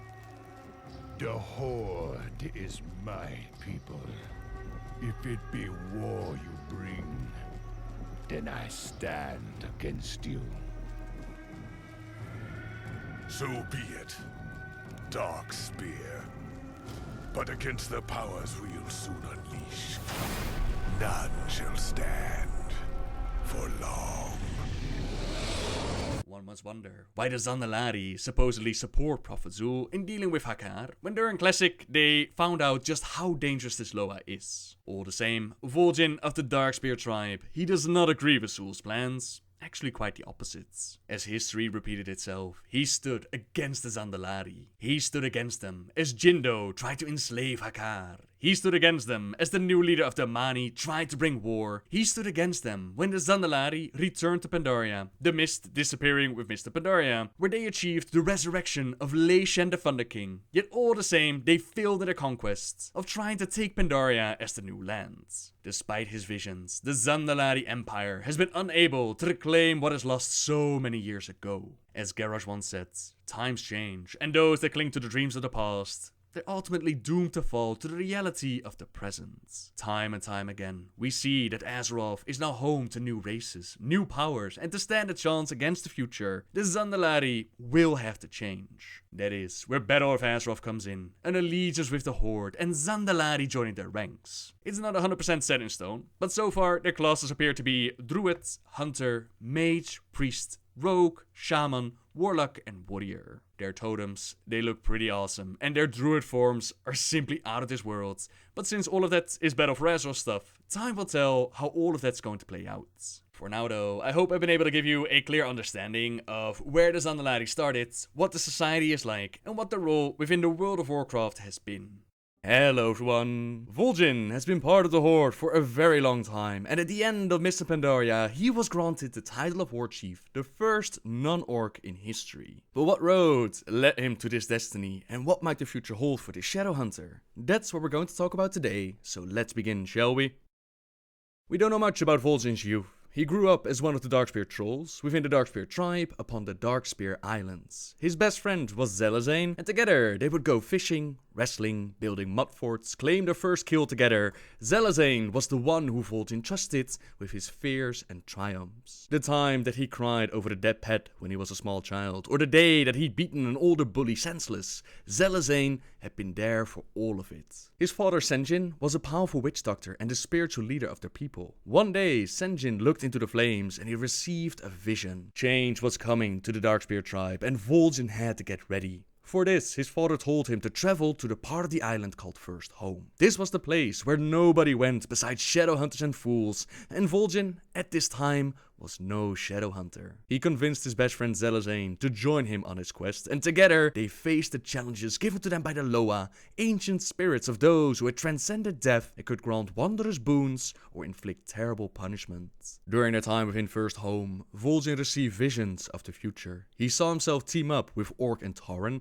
clasp hands with War Chief Thrall, and join the Horde. He saw himself fighting with his best friend Zelazane, who believed that Vol'jin was not the right troll to lead their people. He saw Garrosh fight Cairn in the arena and take the Horde down a dishonorable path, one that the Darkspear could not follow. All these visions and more were granted to the troll, yet they did not come easy. The Loa tested him with many trials. One of them caused Vol'jin to endure great pain, worse than the pain of a broken bone or stab wounds. Thicker and deeper than any pain Vol'jin had ever felt, it flooded his mind, making thoughts impossible. In that pain, the Loa whispered to him about the cliff nearby. The rocks down below would bring an end to the pain. It would be quick and easy, and Vol'jin realized that it was true. He could jump and end the pain instantly, or the other option was to endure the pain. So Vol'jin closed his eyes and he endured, earning the skill to see the Loa. The second trial showed Vol'jin two roads in front of him. One road led to him living the easy life, healthy and happy, with the finest jungle brew all around him and troll females dancing for his pleasure. A small golden chain stretched from one ankle to the leg of the throne. Now the other road, it led to him wounded and bleeding, surrounded by enemies and constantly fighting, always struggling. Sometimes he led the other Darkspear trolls, sometimes he fought alone, and Vol'jin laughed at the test as if the choice was difficult. He would always choose freedom, he would fight, he would strive, and perhaps never find happiness, but in the end, he would have his freedom. The Loa answered him and told him that the choice itself was not the test, but if he had hesitated even for a moment, he would have failed. Passing this test earned him the ability to hear the Loa, hear them, yet learning how to listen, that would come with time and experience. The final trial had Vol'jin fighting with something that looked like his father. He was confused, he didn't understand why his father was striking out at him, and in their battle Vol'jin's hand was shattered as the spirit simply ran away. The hand would heal in time, but the thumb would always be misshapen. He would never again throw a knife with that hand, hold a glaive, hunt or signal the attack, but there was a way to fix it. All trolls were blessed by the Loa with some form of regeneration. They could regrow fingers and toes, they could even regrow more complex parts like limbs and organs. It would take some time, but Vol'jin would be whole again after chopping off his own thumb. After doing so, another Loa appeared to Vol'jin, one that seemed younger than the others and somehow familiar. The vision of Vol'jin fighting Zelazane played out before them, and the Loa asked Vol'jin why he was fighting one of their own, his childhood friend no less. Vol'jin looked down at his stump, and it said it all. He would kill anyone who's a threat to the future of the Darkspears. It doesn't matter who it was, the tribe is everything, its future is everything, and the Loa agreed. Vol'jin did not cut off the thumb to save his life, he did it to save his future. The Darkspears must be fierce, true and endure. It will never be easy, but it's the only way. For passing the final trial, Vol'jin was granted the ability to communicate with the Loa. They would not always do what he would ask of them, but they would give him a fair hearing. He was now a shadow hunter, a master of voodoo magic with the Loa at his side. As they emerged from First Home, Zelazane knew that he would become a great witch doctor. And who knew, perhaps these visions were only possibilities. Perhaps the visions that the Loa granted them were not set in stone. They were not pieces on a board, and perhaps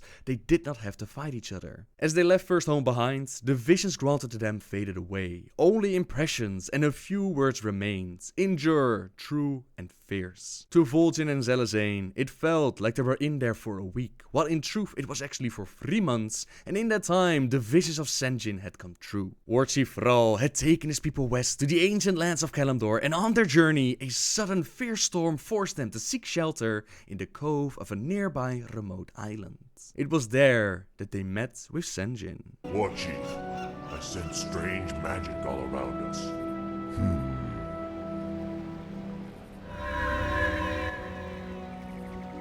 There's the source of your magic. Someone is watching us. It is you. I saw your arrival in a vision, especially you, the seer.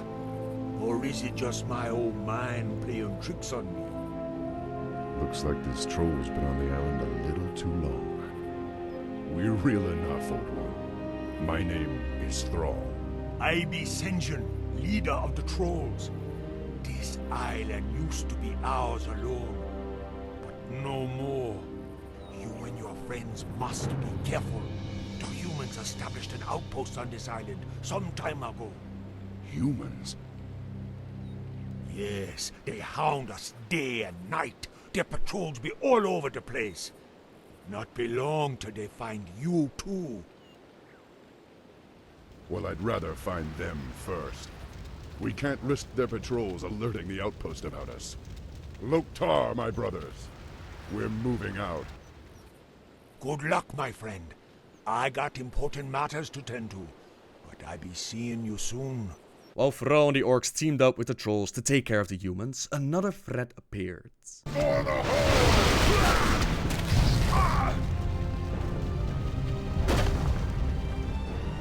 Watch your backs! This battle's not over yet. The fish creatures have come to take us away. Your meddling magics will no longer interfere with our plans, I wonder what these strange fish creatures want with us. The Murlocs used to be peaceful, but lately they've been catching us and using us for sacrifices. Sacrifices? To what? A long time ago, they started worshipping some witch. They say she lives under the ocean, and if they don't make the sacrifices, she'll destroy this island. Well, someone should have told them that orcs don't scare that easily. Now, let's get out of here.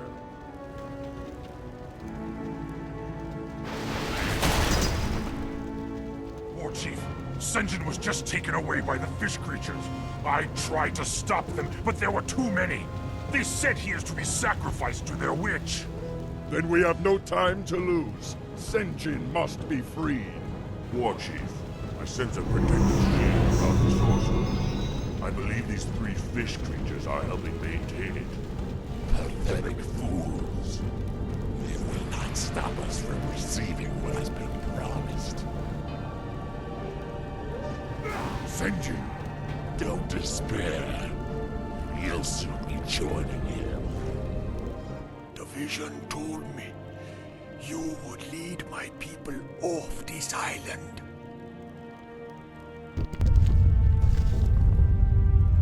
You don't have much time, young one. Go. But you and your people are coming with us. It'd be too late. I'm already gone. Those of you who wish to follow me will face many dangers. It will not be easy.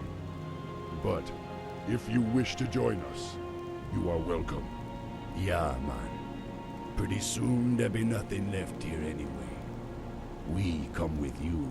They're captured by Murlocs, and even though Thrall does his very best to save him, Sen'jin is sacrificed to the sea witch that the Murlocs worship. It was around this time that Vol'jin and Kil'jaeden reappeared after being gone for months. The news of his father's death did not come as a complete surprise, and Vol'jin took charge of the evacuation as well as his people. In honor of Sen'jin, Thrall offered the trolls a spot in his new horde, which they accepted, and while a big portion of the trolls followed Thrall on his journey, Vol'jin and some of the tribe, they weathered the sea witch's anger, gathered all the supplies that they could, and they took it with them to join their brethren around a year later in the new orc nation of Durotar. In that time, Thrall fulfilled his destiny, teamed up with several other factions, amongst them Jaina and the humans, and all of them took on the mighty Archimand and the Burning Legion. After the destruction of the World Tree, after saving the world, Jaina and Thrall decided to do their best to keep some sort of peace going. For that purpose, Jaina built up Fedamore, while Thrall and his people, they worked on building Orgrimmar. Vol'jin and his Darkspear trolls, they made a home on the Echo Isles, but not everyone was ready to leave the past behind and work towards peace. During a campaign in Warcraft 3, we find out that Admiral Dalen Proudmoore, Jaina's father, he showed up to look for his daughter, while also striking out at the trolls on the Echo Isles. Rexxar, together with Chen Stormstout and the troll Rokan, they're sent by Thrall to warn Vol'jin and help evacuate his people off the Isles to the mainland, where it would be much easier for the Horde to protect them. I be Vol'jin, leader of the Darkspear tribe.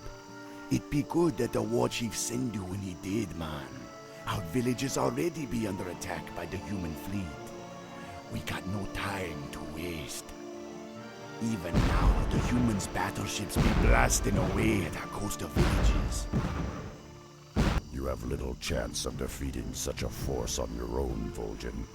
You should evacuate your tribe to the mainland and unite with the war chief's forces. Though I hate to be abandoning our homes, your plan be a wise one. However, we got to destroy those battleships before the evacuation can begin. Oh, these wily ones will serve you well, man. Their talent for destruction be mighty. We have no flying mounts, Vol'jin. We'll be useless on land. Oh, won't be a problem, man. Now, this be feeling a bit strange.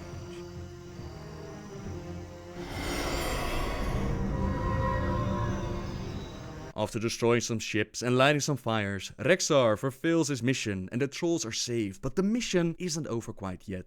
Thrall wants answers. He wants to know why Jaina would strike out like that, but they soon found out that it wasn't Jaina, but her father that was doing this. She could not stand behind her father's choices of holding on to old hatreds, so she did nothing as Rexxar and the Horde, they assaulted Fedamore and they took her father's life. With that, the peace between Fedamore and Orgrimmar endured, yet the troubles for the Darkspear tribe were not over yet.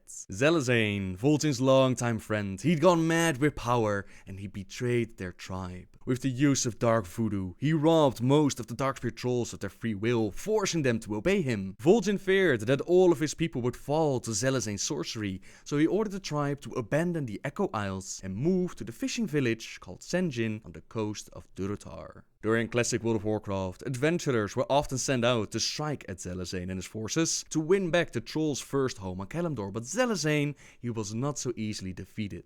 He had powerful magic under his command, and even if adventurers were able to chop off his head and bring it back to the quest giver, after a few days the magic would wear off, revealing it to be nothing more than painted rocks, bunches of coconuts, or the head of an enslaved Darkspear troll. The true enemy was still out there, the true Zelazane, and he was doing his very best to lure more of the Darkspear tribe to enslave them into his army, and he wouldn't be truly taken care of until a few years later. Up to that moment, Vol'jin didn't do a lot for the storyline. He was present within Thrall's fortress in Orgrimmar to offer advice to the war chief. He showed up during Brewfest to tap the keg, and he sent members of the Horde on a mission which would aid them in their assault upon Zul'Gurub and Hakar. He was also present during the battle for Undercity during Wrath of the Lich King, but he didn't actually fight in the city. Instead, they kept him outside to point members of the Horde towards Thrall and Sylvanas, and they were actually doing the fighting in the city. The Shadow Hunter and leader of the Darkspear tribe, he didn't see a lot of time in the spotlight, but that would soon all change as the time had come for the Darkspear tribe to reclaim the Echo Isles and take the battle to Vol'jin's old friend Zelazane. Zalazane's time has come. The Dark Spear will have a proper home again. Be ready. You came, wise sister. The Dark Spear be grateful. Of course. Son of Sen'jin. Zentabra always keep her word. Vol'jin gained the aid of powerful trolls like Zentabra. She was ashamed of not being able to stop Zelazane, and she ignored Vol'jin's call when he told them to retreat from the Isles. She received a vision from the ancient raptor Loa called Gonk, who showed her that Zelazane, he had his mindless slaves kill the beast on the Isles, and Gonk wanted her to help them. After being transported to the Emerald Dream, Zentabra and some of the other witch doctors with her, they trained in the ways of the Druids, and now with Vol'jin showing up again, the time had come to put their skills to use. The time has come. Warriors of the Dark Spear, make ready. The Loa walk with us. Are you ready, Vanira, Zentabra? The elements. They be walking with us too. As do the beast of these isles. Then we go. First to Bwansamdi. If we're gonna win this, we need his mojo on our side. Who be stirring up me bones? Tim's one Zamde's charges, and not to be touched. I be Vol'jin, son of Sen'jin. Here to ask your aid, O great Bwansamdi. I know who you are, Shadow Hunter. And I know what you want. But what makes you think I'm gonna help you? Ain't a wise thing calling me from the other side. I ain't asking for me alone, Great Spirit. But on behalf of the Dark Spear tribe, on behalf of me people. Dark Spear. It's been long time since I heard the drums. Since I drank the ritual offerings. I be watching over your death. And for nothing. Why have the Dark Spear forsaken one Zamde? Huh? We were driven away, Great Spirit. Hexmaster Zalazane took the Isles from us, drove us mad, made us fight one another. The only trolls left in the Echo Isles are his mindless voodoo slaves. Zalazane. Aid us, Bwansamdi. Help us regain our home. Return the Dark Spear to the Isles and hear your drums again. Drink your ritual offerings once more. This as son of Sen'jin, I swear. Time to see how bad you want this, Shadow Hunter. Time to see if you be worthy. After passing Bronsamdi's trial, Vol'jin and his troops gained his support, and it's a good thing too, since Zelazane was no pushover. He lured Vol'jin into a trap, turned his fellow trolls against him, and he even raised a shield which no living being could pass. It's a good thing that Bronsamdi is no living being though. No matter. I can't be touched. No living thing can make its way through this barrier. The Echo Isles be Zalazane's to rule, Shadowhunter, now and forever! Who that be? Zalazane! What you thinking taking that which be mine? The Darkspear dead are my domain, sorcerer. And now, you're gonna be one of them! No, no, no! A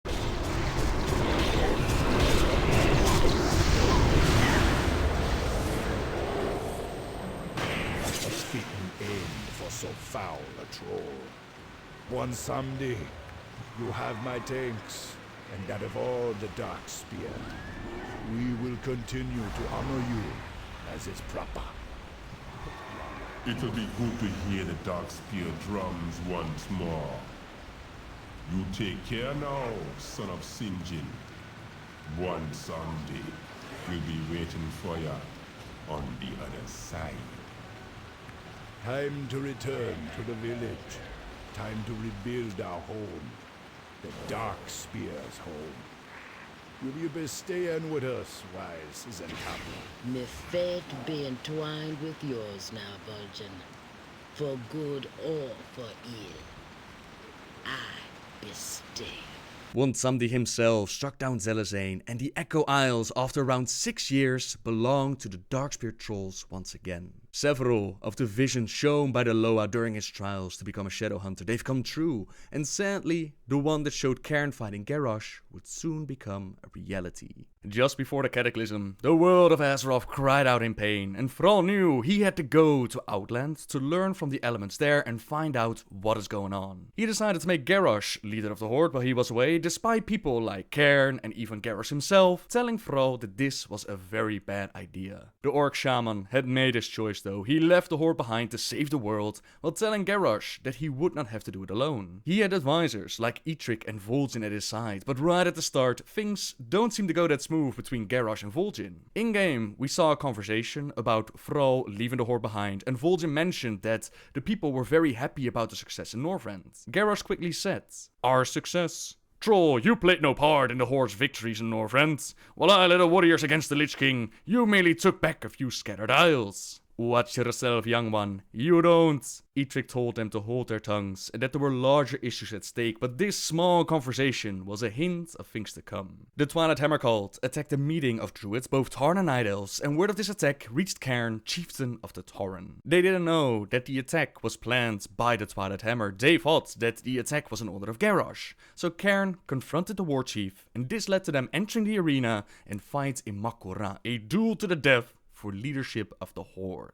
Garrosh, you are not fit to rule the Horde. As was tradition, both fighters had their weapons blessed by a shaman, and Garrosh foolishly agreed to have Megafa Grimtotem bless Gorhal. Megafa had waited for an opportunity to betray Cairn, and she used Garrosh like a puppet. She poisoned his weapon Gorhal without his knowledge, and Cairn died betrayed in the arena. After this, Megafa quickly moved to take Thunderbluff, while Cairn's son Bane was luckily warned and able to leave the city. Garrosh was celebrating his victory during all of this, oblivious to how he was used, until Eitrigg confronted him and showed him the truth. People like Eitrigg and Vol'jin were very suspicious about how the fight went down. Cairn was actually winning the duel until Garrosh hit him only once, and the poison did the rest. Megafa had taken what was most precious to Garrosh, his honor, and she was foolish enough to believe that the war chief would be happy with her actions. He gladly left her to her fate, while Bane regrouped. Now Bane, he didn't know who to trust at this point, right? He didn't know if Garrosh was working together with Megafa, and although they expected the Darkspear to be loyal, there were simply not that many Darkspear trolls. They needed help though to reclaim their city, so instead of turning to the Horde, they turned towards Jaina Proudmoore, who helped Bane by giving him some of her own finances, which they used to buy supplies that they needed to retake the city and banish Megafa and all those who allied with her. Bane could have chosen to challenge Garrosh to Mak'gora after the events, but he decided that that was not the best path for his people. He was not going to waste his energy on revenge when they could use it to rebuild, and Garrosh promised Bane the full protection and support of the Hordes. The Cataclysm hit the world of Azeroth in full, and even though Garrosh and Bane were able to shake hands for the good of the Horde, things between Vol'jin and Garrosh did not go so smooth. Exiled years ago from their lands in Stranglethorn Vale, the Dark-Speared Trolls attempted to make a new life for themselves amongst the disparate races of the Horde. Under the leadership of the noble war chief Thrall, Vol'jin and his savage trolls had at last found the honor and purpose they had been searching for. But now, under the rule of the headstrong Garrosh Hellscream, the trolls fear that the Horde could tear itself apart. Vol'jin knows that whatever threats loom ahead, whether they be from within the Horde or from without, it is cunning trolls like you who will fight to preserve the honor of the Horde. As new troll players enter the game, they're eventually sent to talk to Vol'jin, and he explains what went down between him and the new war chief. I have something to show you. It'd be easier to understand if you see it yourself. Don't talk back to me, troll. You know who was left in charge here. Haven't you stopped to ask yourself why Thrall chose me instead of you? There be no question why, Garrosh. He gave you the title because you be Grom's son. And because the people be wanting a war hero, I think you be more like your father than you thought. Even without the demon blood. You are lucky that I don't gut you right here, whelp. You are foolish to think you can speak to your war chief in such ways. You'll be no war chief of mine. You not earn my respect. And I'll not be seeing the Horde destroyed by your foolish thirst for war. And what exactly do you think you're going to do about it? Your threats are hollow. Go slink away with the rest of your kind to the slums. I will endure your filth in my throne room no longer! I know exactly what I'll be doing about it, son of Hellscream. I'll watch and wait as your people slowly become aware of your ineptitude. I'll laugh as they grow to despise you, as I do. And when that time comes, that your failure is complete and your power is meaningless, I will be there to end your rule, swiftly and silently. You will spend your reign glancing over your shoulder and fearing the shadows. For when the time comes, and your blood be slowly draining out, you will know exactly who fired the arrow that pierced your black heart. You have sealed your fate, troll. And you yours, war chief. The Darkspear never gonna The give up. Darkspear are here because I led them here. Orgrimmar be no home, long as it be under Hellscream's hand. Still I fear I was letting my temper drive me to being rash. Thrall devoted himself to making the Horde what it is, so I've no eagerness to be leaving it on a whim. This will be needing much more thought. Vol'jin has no love for Garrosh. He threatens his war chief and he leads his people out of Orgrimmar, just as the visions had shown him. Perhaps his temper had driven him to be rash though, and leaving the Horde is not a decision to be made on a whim. As Vol'jin ponders the situation, we continue our questing until we'll eventually call to war and get vengeance for Sen'jin. The sea witch that ordered the Murlocs to sacrifice Vol'jin's father drove them out of their isles has returned. It turns out that it wasn't a sea witch at all, it was actually a Naga, something that can be killed. So with Vol'jin leading the charge, we confront Jarjira. You were foolish to come here, Sea Witch. You escaped our vengeance once, but the Darkspear tribe will not abide your trespassing again. You are weak, Vol'jin, like your father was weak. Today, I will finish what I started long ago. The Dark Spear shall be wiped from existence!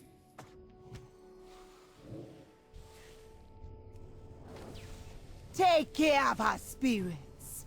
We be handling the Jira.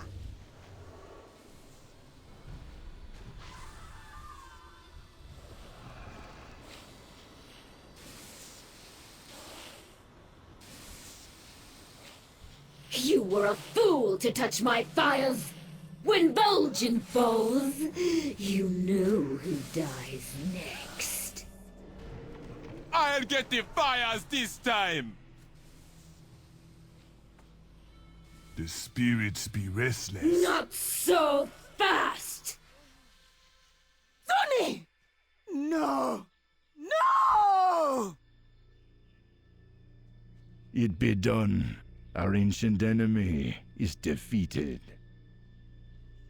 I've been waiting a long time for a chance to avenge my father.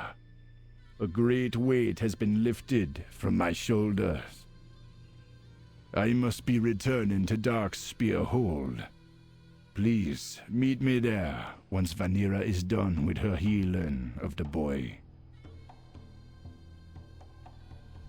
I'm afraid there's nothing I can do for our brother. Her power tore away at his soul. Zuni is dead, and despite Vol'jin thinking that the troll can be healed, the Sea Witch's power tore away at his soul and there's no saving him. His body will be recovered for a proper farewell as we meet up with Vol'jin, who uses the power unleashed when the Sea Witch died to communicate with Thrall from a long distance and discuss the current situation of the Horde. I've no love for Garrosh, that much is sure. But leaving the Horde is not a decision I be taking lightly. There's only one with the answers I seek. You can stay and watch if you like.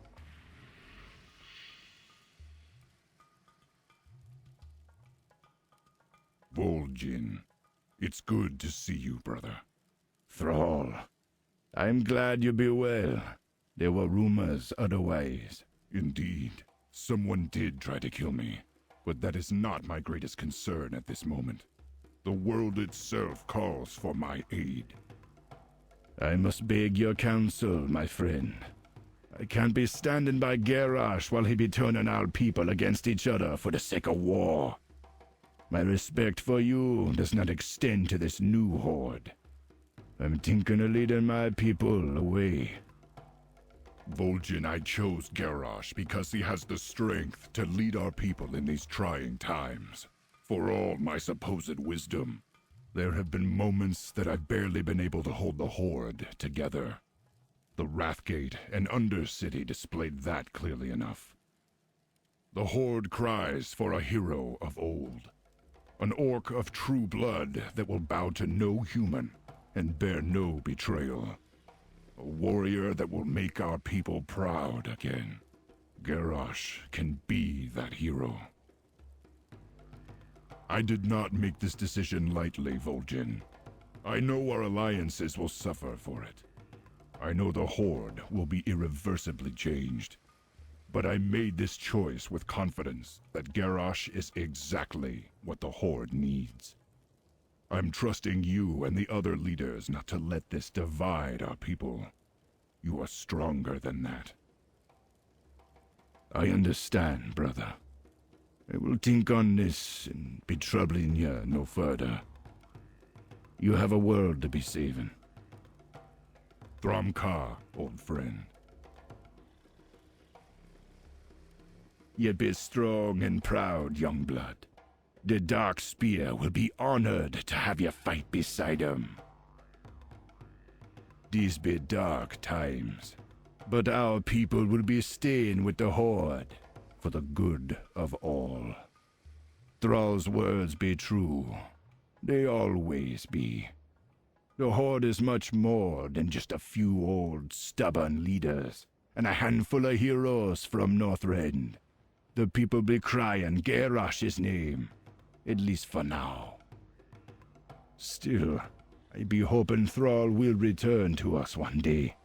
The future right now be looking very grim and very bloody. Vol'jin and the Darkspear tribe will stay with the Horde, at least for now, and adventurers, they're sent away to join the many battles fought across the world in the wake of the Cataclysm. In the meantime, the Zandalari, led by King Rastakhan and Prophet Zul, they've come to unite the trolls into a single mighty empire. With the aid of the Zandalari, the fallen capitals of the Gurubashi and the Mari nations, Zul'Gurub and Zulaman respectively, they're already rebuilding, they're replenishing their forces for a bloody campaign to expand their territories. All tribes were invited to join them, invited to the meeting, including the Darkspear tribe. Our kind faces extinction. Trolls once ruled the mightiest empire this world has ever seen. Yet look at you now. Zul'Drak has already fallen to the Scourge. Its gods consumed as death descended on its people. Zul'Farrak, once the shining jewel of Tanaris, is now nothing but a wasteland. Divided, you are weak. But we, Zandalari, can offer you a future undreamed of. Jinto of the Gurubashi, would you see the greatness of Zul'Gurub restored? Join us, and the Zandalari will make it so. Dakara of the Amani, summon your followers to Zulaman.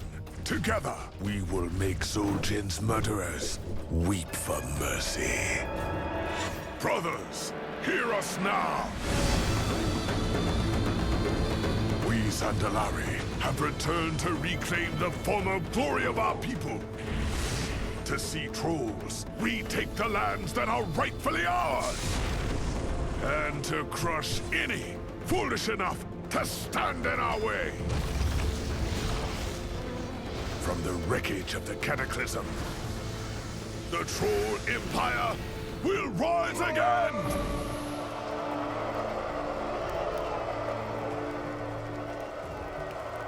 Vol'jin of the Dark Spear, you would turn your back on your own people?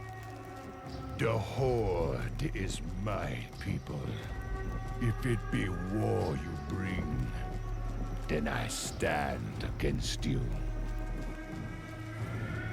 So be it, Dark Spear.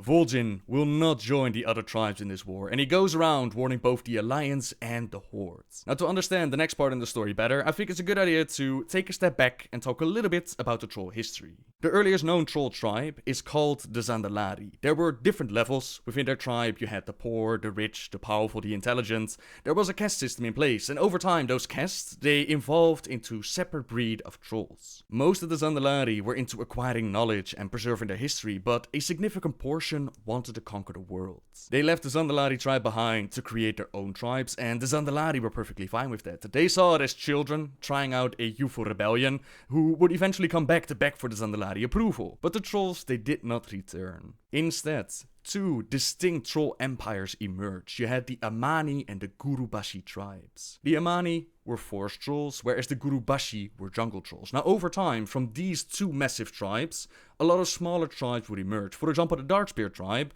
they fall under the jungle troll category. There are more categories though. You have the ice trolls, the sand trolls, the dark trolls that eventually evolved into night elves, who became high elves, who become blood elves.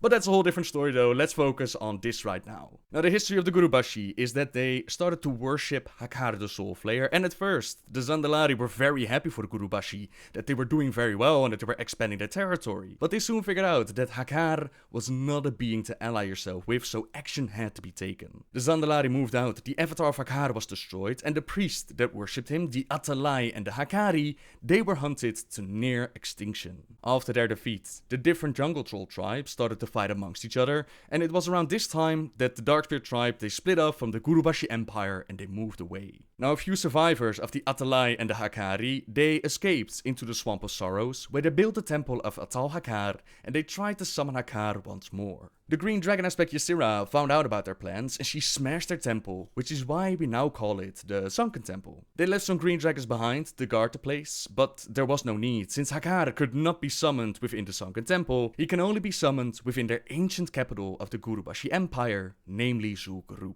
The remaining Atalai and Hakari, they send a number of their most skilled priests to Zul'Gurub. They resummoned Hakar, and under the leadership of Jindo, they managed to enslave 5 high priests of the trolls' primal gods, forcing them to channel their power into Hakar. This is why heroes of the Alliance and Horde were called to go into Zul'Gurub to team up with the Zandalari, and we brought the enslaved priests as well as the Soul Flayer down. Now for the Amani, things didn't go great either. First, there were the Troll Wars, where the Amani fought with the High Elves, who had built their city of Quel'Thalas upon sacred troll grounds. The Amani Empire was big and powerful, and despite having the powers of the Sunwell at their side, the High Elves clearly needed help. They teamed up with the humans led by Thoradin of Arafor, and together they shattered the Amani Empire, ending the Troll Wars. Some of the Forest Trolls decided to move away from Quel'Thalas for their own safety, but the Amani tribe, they sneered at such cowardice. They fought on until many years later, Vol'jin teamed up with the Horde during their first invasion of Azeroth. He believed that together with the Horde, they would be able to finally claim their vengeance upon the Elves, but quite the opposite happened.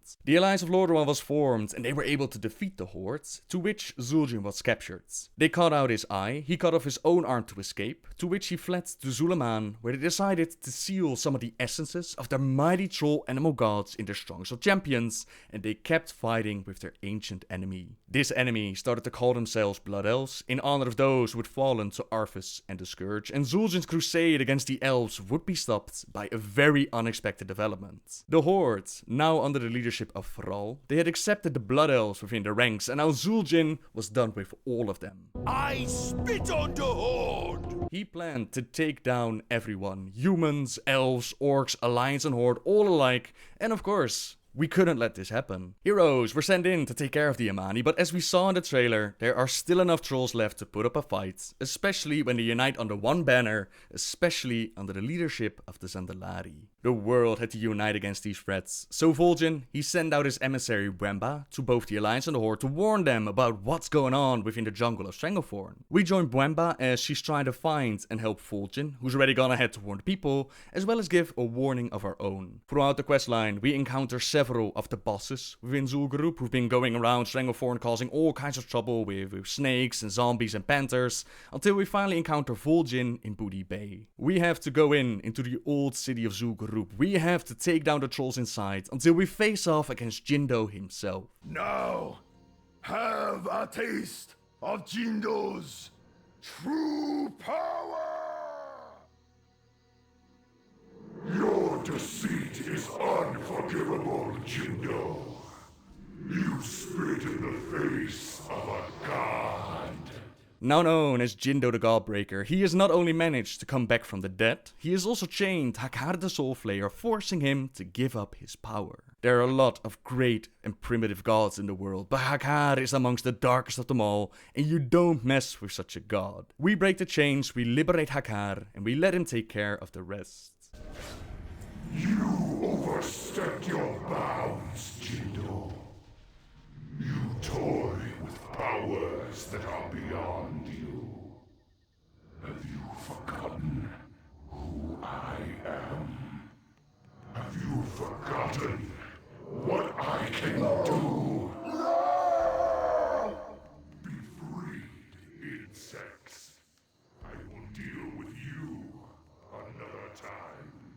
Hakar says that he will deal with us another day, and for now, we must turn our attention to Zul'Aman and the Amani tribe. There we find Vol'jin once again. Now he's recruiting the help of Halduran Brightwing and his Farstrider Rangers. Halduran has battled with the Amani before. He was the one who had captured their previous leader Vol'jin, and now under the guidance of the Zandalari, the Amani Empire is trying to make a return with their favorite champion Dakara now leading them. To aid them with their mission, Halduran personally requested the aid of Risa Windrunner and her Silver Covenant. Now Lord Famar Faran is not happy about this. He sends a messenger demanding an explanation as to why this exile is in their lands. Halduran will hear none of it. His own range of forces are stretched too thin and they need their help and experience. He tells the messenger to go back to Lord Famar, inform him of his plans, as Vol'jin explains what exactly they're facing. King Rastakhan is planning to unite the troll tribes under the Zandalari banner, so we have to go into Zul'Aman and stop them from uniting. With the help of Vol'jin, we ring the gong, we open the gates, we take down their champions, who've enslaved the powers of their animal gods again, we rescue some of our scouts, until eventually we take out Dakara and we put a stop to the Zandalari plans. Maybe me fall. the Mani Empire never going to die. We've put a stop to the rise of the Zandalari, at least for the moment. Vol'jin and the trolls, they enjoy the celebration, but the future for the Shadow Hunter would take a turn not even the Loa were able to predict. The cataclysm was over, the world was saved, and the aspects declared that now the dawning of the Age of Mortals has begun. War Chief Garrosh Hellscream decided that the time had come for the Horde to claim what was theirs. The lust for war was burning in his heart, and the leaders of the Horde, including Vol'jin, were summoned to Garrosh's side. He informed them of his plans. First, they'd take out Northwatch Hold, then Fedamore would fall, and then they would conquer all of Kalimdor. Of course, the other leaders had no desire to start a war which would lead to more bloodshed. They just dealt with the cataclysm. Perhaps they would be able to take Fedamore and even Kalimdor as a whole, but places like Quel'Thalas and Undercity would be vulnerable and very hard to defend at the retribution that would surely follow. Garrosh would hear none of it. He would no longer listen to the advisors appointed to him, and instead he listened to those only loyal to him, like the Blackrock orc Melkorok. The leaders were the blades of the Horde, and he as their war chief was their wielder. They would do as he told them to do, or they'd risk the might of the Horde turning against their people. So Bane, Vol'jin, Sylvanas Gallywix and Lor'themar, they did as they were told, and they prepared their people for war. What they didn't understand at that time was that Garrosh had changed. During the cataclysm, he had thrown an officer, Cromgar, off a cliff for using dishonestful tactics. Honor, Cromgar. No matter how dire the battle, never forsake it. Overlord Cromgar, you have disgraced the Horde. You have brought shame to us as a people. By my right as War Chief, I hereby relieve you of duty. You are dismissed! Now Garrosh didn't care about that. He had his shamans enslave the elements, use molten giants to take down Northwatch Hold. And this was a clear violation against the Earth Mother herself, something forbidden by the Earthen Ring in fear of causing another cataclysm. Bane confronted Garrosh about this, asked him what he was thinking, but again, Garrosh didn't listen. This act pushed Bane into sending one of his runners to Fedamore to warn Jaina Proudmoore that the Horde was on the march. It didn't matter in the long run though, since Garrosh actually wanted Fedamore to prepare his defenses and get ready for them. He had his forces purposely wait at Northwatch Hold, the desire for battle burning in their veins, and nobody understood what Garrosh was thinking. Why did he give Jaina the opportunity to prepare? Why make a victory so much harder? The answer finally became clear when after days of waiting, they marched upon Fedamore. In that time, Jaina had been able to gather the finest the Alliance had to offer. Even the Kirin Tor and the Blue Dragon Calicos saw the need of defense, and they provided aid in the fight against the Horde.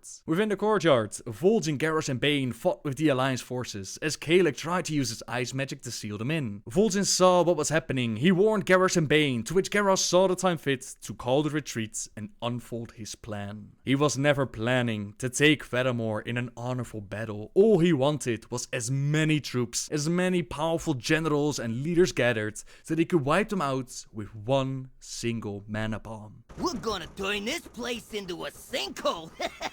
Bane and Vol'jin were disgusted with Garrosh's actions, but the war chief didn't care. He partied in Orgrimmar with the rest of his people who cheered his name, while a few of them could not believe what had happened. They did not join the celebration. Instead, they met up within a shady inn of Razor Hill. Bane was there, Vol'jin was there, and although they did not speak with each other, a single glance told them all that they needed to know. They knew that Garrosh's actions were wrong, that this was not the path the Horde was supposed to be on. Now Melkorok, he found out about people meeting at Razor Hill, speaking out against Garrosh, and he decided to do something. The inn was blown up by frag grenades, and word of this accident reached Vol'jin. He had no love for Garrosh, and even though Thrall was able to convince him to stay with the Horde, he knew that it was time to go back home to their islands and meditate. Communicate with the Loa to hear what they thought about the situation, but before the Shadow Hunter could even leave, a canoe with a shaman approached him. The Alliance fleet was approaching for a counterattack. Jaina Proudmoore had survived the bombing of Fedamore and planned to flood Orgrimmar, and Garrosh released the Kraken against the Alliance fleet. In the end, Kalec and Thrall were able to convince Jaina not to go through with the flooding, and instead she used her power to save the Alliance fleet, ensuring Garrosh's defeat. But the war chief wasn't done. Quite the opposite. He realized that he simply had to go bigger, more elementals, more Kraken, escalate this war and conquer the world for the Horde. Bane told Garrosh that he was loyal to the Horde, but he also warned him that there could never ever be another Fedamore. Vol'jin once again said very little at the situation. At this point in time, they simply couldn't speak out. The Darkspear lived very close to Orgrimmar, and to have the Horde turn on its own people, turn against the Darkspear, it would simply be suicide. As Bane took his braves home, Vol'jin did the same, and shortly afterwards, the mists around the land of Pandaria disappeared. I received word that our southern fleet engaged an Alliance envoy. We chased the royal flagship until it ran aground. Aground? Where? Apparently they found a massive, uncharted landmass, shrouded by dense mists. And you let the Alliance get there first! Redirect the invasion fleet! General, you and your best veterans will pave our way. Storm the shore, and paint this new continent red! A small group was sent out to Pandaria to scout the land, while Garrosh and the Horde prepared the full might of their forces. Champions of the Horde became familiar with the Pandaren, the land itself, and the shot that it contained. 2 months after setting first foot on Pandaria, the rest of our forces finally catch up to us, and the war chief himself claims a piece of the land and calls it Domination Point! Vol'jin doesn't trust Garrosh though, and he shows up as well. Vol'jin, what are you doing here?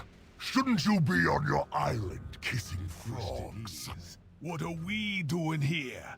You bring this war to another corner of Azeroth, and I wanna know why. Your lack of vision is why your people are still primitives, and your lack of loyalty is why I did not summon the Darkspear for this campaign. Look around you, Vol'jin. This land is rich in resources. Wood, stone, iron, fuel, and people. A show of might on these shores will make the Pandaren think twice about joining the Alliance. All this bloodshed make everyone think twice about joining the Horde. This is the difference between me and you, Vol'jin. I won't let my people starve to death in the desert. I will stop at nothing. Nothing to ensure a proud and glorious future for the Orcs and anyone with the courage to stand with us. Wait here.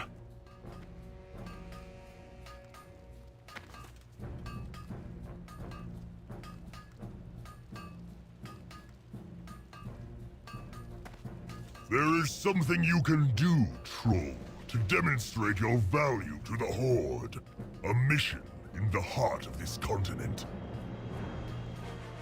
I will go, but only as a witness for my people. Someone gotta keep you in check, Garrosh. Vol'jin was told to go on a mission and investigate the connection between the Mogu and the Saurok, but more importantly, this was a test and an opportunity for Garrosh. If the troll agreed with their plans, then he would be allowed to live, but if not, they had permission to cut the traitor's throats. This is the chamber we're looking for. The war chief has learned there's a connection between the Mogu and these creatures. Troll, you know all about this. Voodoo. What can you find? Voodoo. These Mogu. They're working wicked dark magic here. The Sorok, they're not born. They was created. Flesh-shaped and bent. This be the blackest of magics, man. Yes! The power to shape flesh, to build warriors! This is what the War Chief wants! Garrosh playing God, making monsters. This ain't what the Horde is about!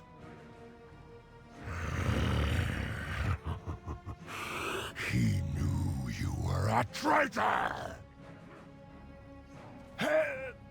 The War Chief will annihilate his enemies! Strength! The War Chief shows his hand. This be what the Horde come to? Killing its own? We can't let this happen. Champions, I need ya. Go back to the war chief. Tell him I'm dead. Stay close to him. Watch him. You and me, we move to take him out when the time is right. Others are like me. You gotta find them.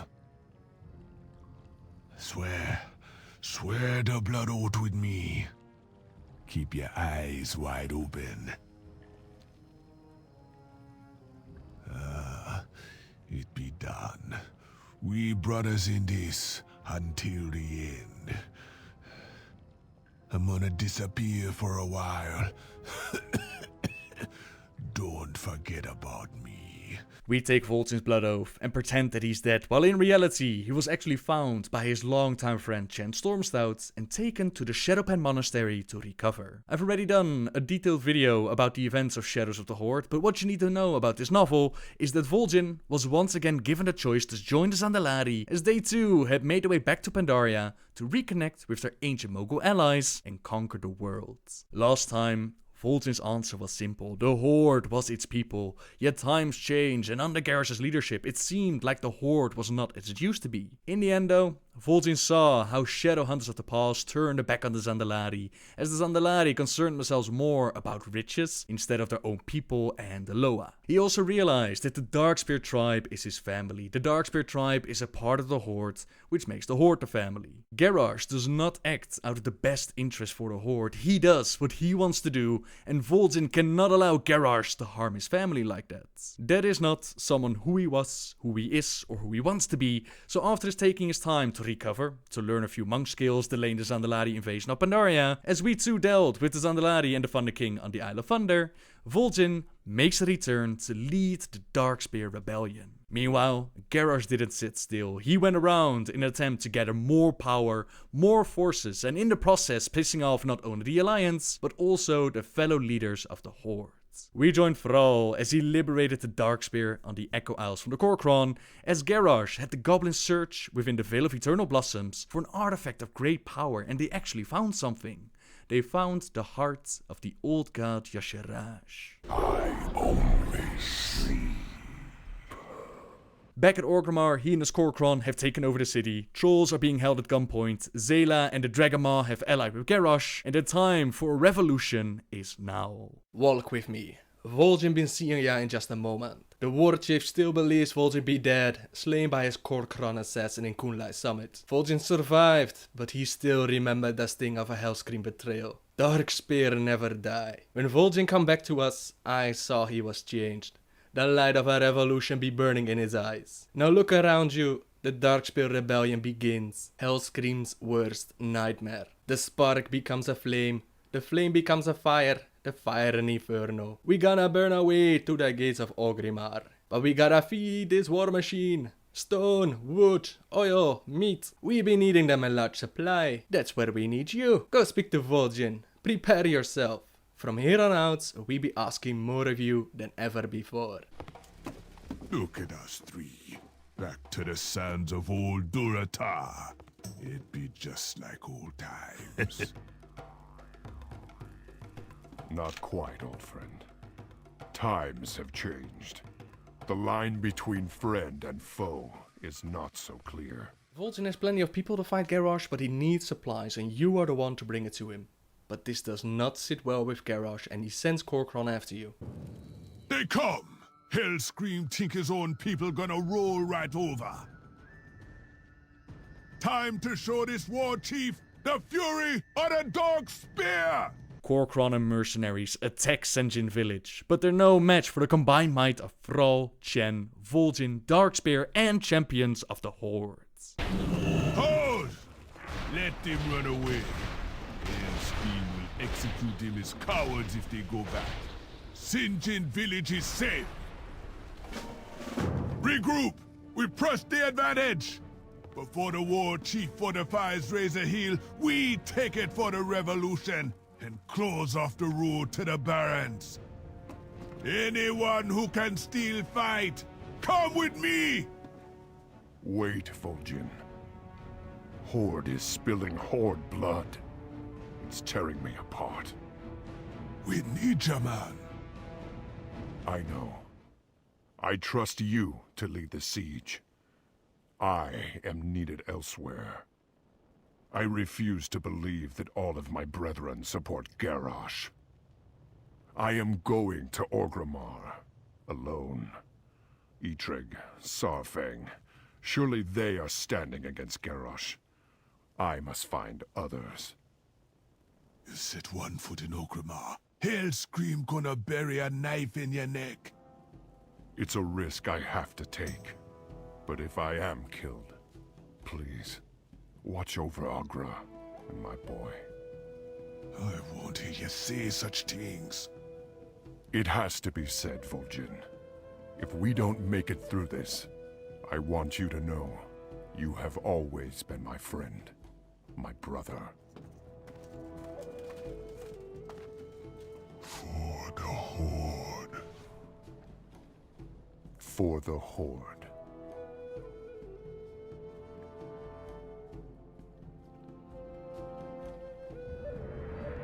Dark Spear, with me!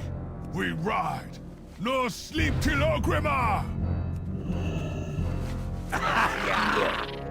The troops march upon Orgrimmar, but despite promising no sleep till they reach the city, the march comes to a stop at Razor Hill, where Vol'jin and Bane meet up.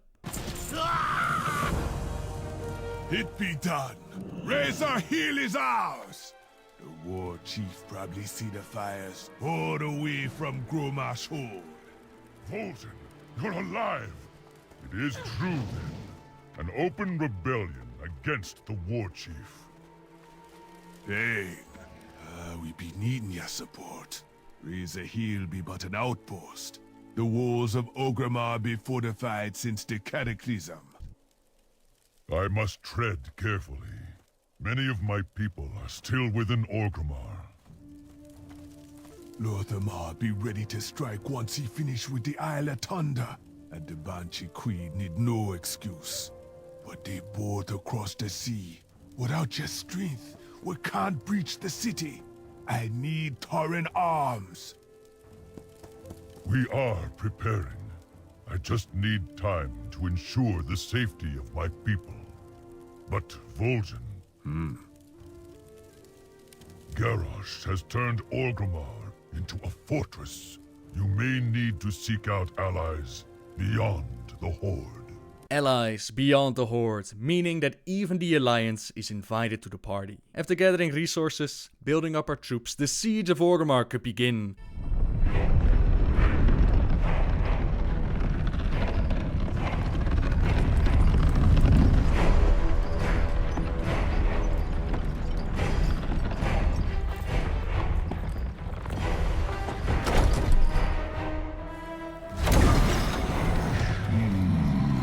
It thirsts.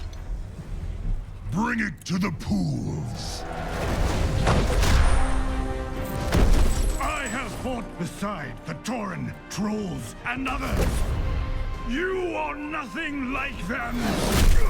They are no longer part of my horde.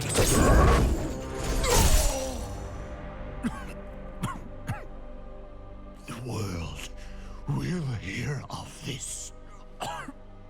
They will come for you. Yes, I'm counting on it. The armies of the world will come for me. And within my fortress, they will face all the terrible creatures I have wrought. The boundless power I have mastered. And one by one, they will fall at my feet. Anyone who would rise against my new horde will be impaled upon the spires of Orgrimmar! You Pandaren tried to bury your hate and your anger. But such power cannot be contained. It must be unleashed!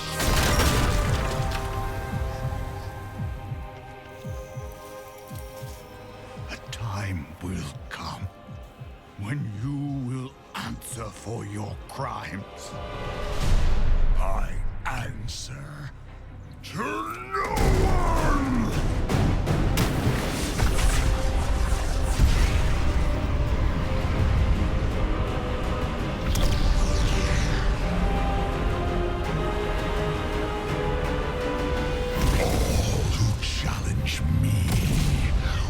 Burn in the fires of my hatred. Garrosh dumps the heart in the sacred pools, causing a gigantic explosion throughout the Vale, while also empowering the heart. From the sea, we conquered Bladeface Bay, and we made our way to the gates. Our casualties are too heavy. Don't be foolish, Vol'jin! You have no siege weapons left. You cannot win this battle. Ain't no other way, man. We gotta stop Garrosh here and now. Else we'll be running the rest of our lives. You may have defeated my war machine, but the gate still stands. You will not take Orgrimmar today. Anudora!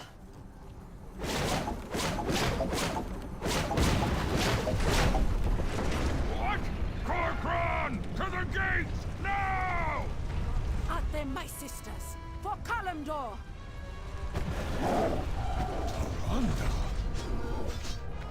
Don't think we're here to save you, troll. We're here for Kalimdor. Get forces inside the gates while we distract the enemy. What should we do next? Bane, you and your warriors hold this junction. These heroes should forge ahead and flush the war chief out of hiding. What about you? People be dying up above. The city is in chaos. I'm gonna finish it. Stop the bloodshed. I'll come back for ya. Very well. It's gonna be fine, Bane. We're gonna find Thror. Gonna kill the war chief.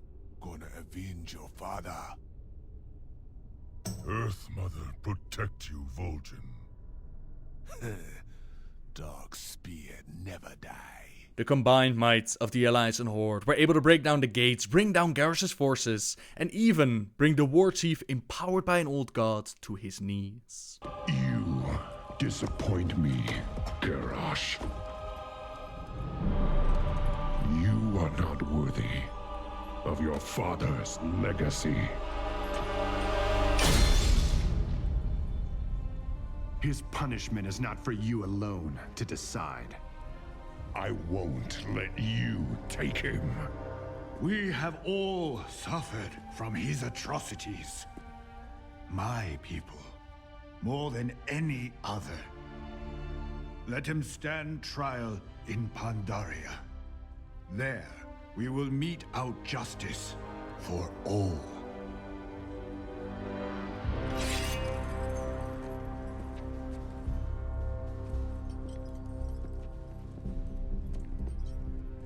The Horde needs its true war chief.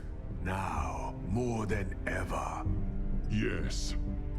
But it was you that held the Horde together during this madness. It was you that protected our honor.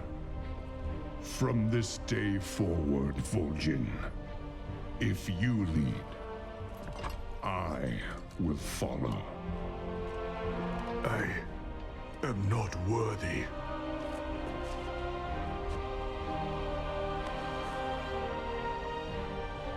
But I will give my all for the Horde.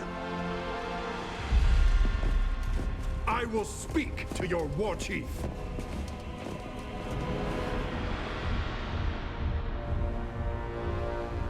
I speak for the Horde.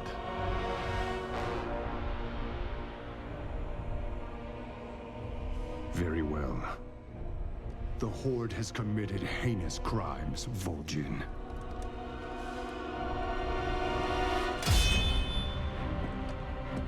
but some among you fought against Garrosh's tyranny. For that, I am willing to end this bloodshed. But know this. If your horde fails to uphold honor as Garrosh did, we will end you. Vol'jin has been appointed the first non-Orcish war chief in history, and Garrosh is put on trial. Now, Vol'jin's role during the trial and during the novel war crimes was not great, since it was Bane Bloodhoof who Vol'jin recommended to defend Garrosh. He did take the stand, and during the trial, Tron the Whisperwind, the accuser, showed the courtroom the events that played out between Vol'jin and Garrosh, the events that I already told you about. Bane, in his duty as defender, tried to show the courtroom that Vol'jin was not completely innocent. The conversation where Vol'jin threatened to pierce Garrosh's heart, he clearly threatened his own war chief, an act of treason. Now, regardless of the trial, regardless of what people might think about Garrosh and Vol'jin, in the end, it didn't matter, since Garrosh escaped with the help of the Bronze Dragon Kairos, and this kicked off Warlords of Draenor. We stormed the Dark Portal in an attempt to stop the Iron Horde's invasion, and at first, the only influence that we saw of the new war chief were his shadow hunters that showed up, as well as a cinematic where he congratulated us on our success. Hero, our trust in you was not misplaced. You and the armies you command are now our greatest weapon against the Iron Horde. Lead us to victory, General. It wasn't until near the end of the expansion, as we got ready to assault the Nan Jungle and Hellfire Citadel, that Vol'jin showed up to help. He sends players to the Iron Docks to recruit the Horde shipwrights, and that's about all Warchief Vol'jin has done so far. Now, time will tell what's in store for the Darkspear Shadowhunter, and although some rumors are floating around the internet about the next expansion, I'm not going to go into details during this video, since I don't want to talk about spoilers, and it's very hard to predict the future. I will say this though, during the novel Shadows of the Horde, Vol'jin has a vision in which he communicates with Bonsamdi, Loa of the Dead. A growl rolled from Bonsamdi's throat. "We are so easily convinced to surrender, Vol'jin. I should be rejecting you. You be no true child of mine. But, Shadowhunter, know this.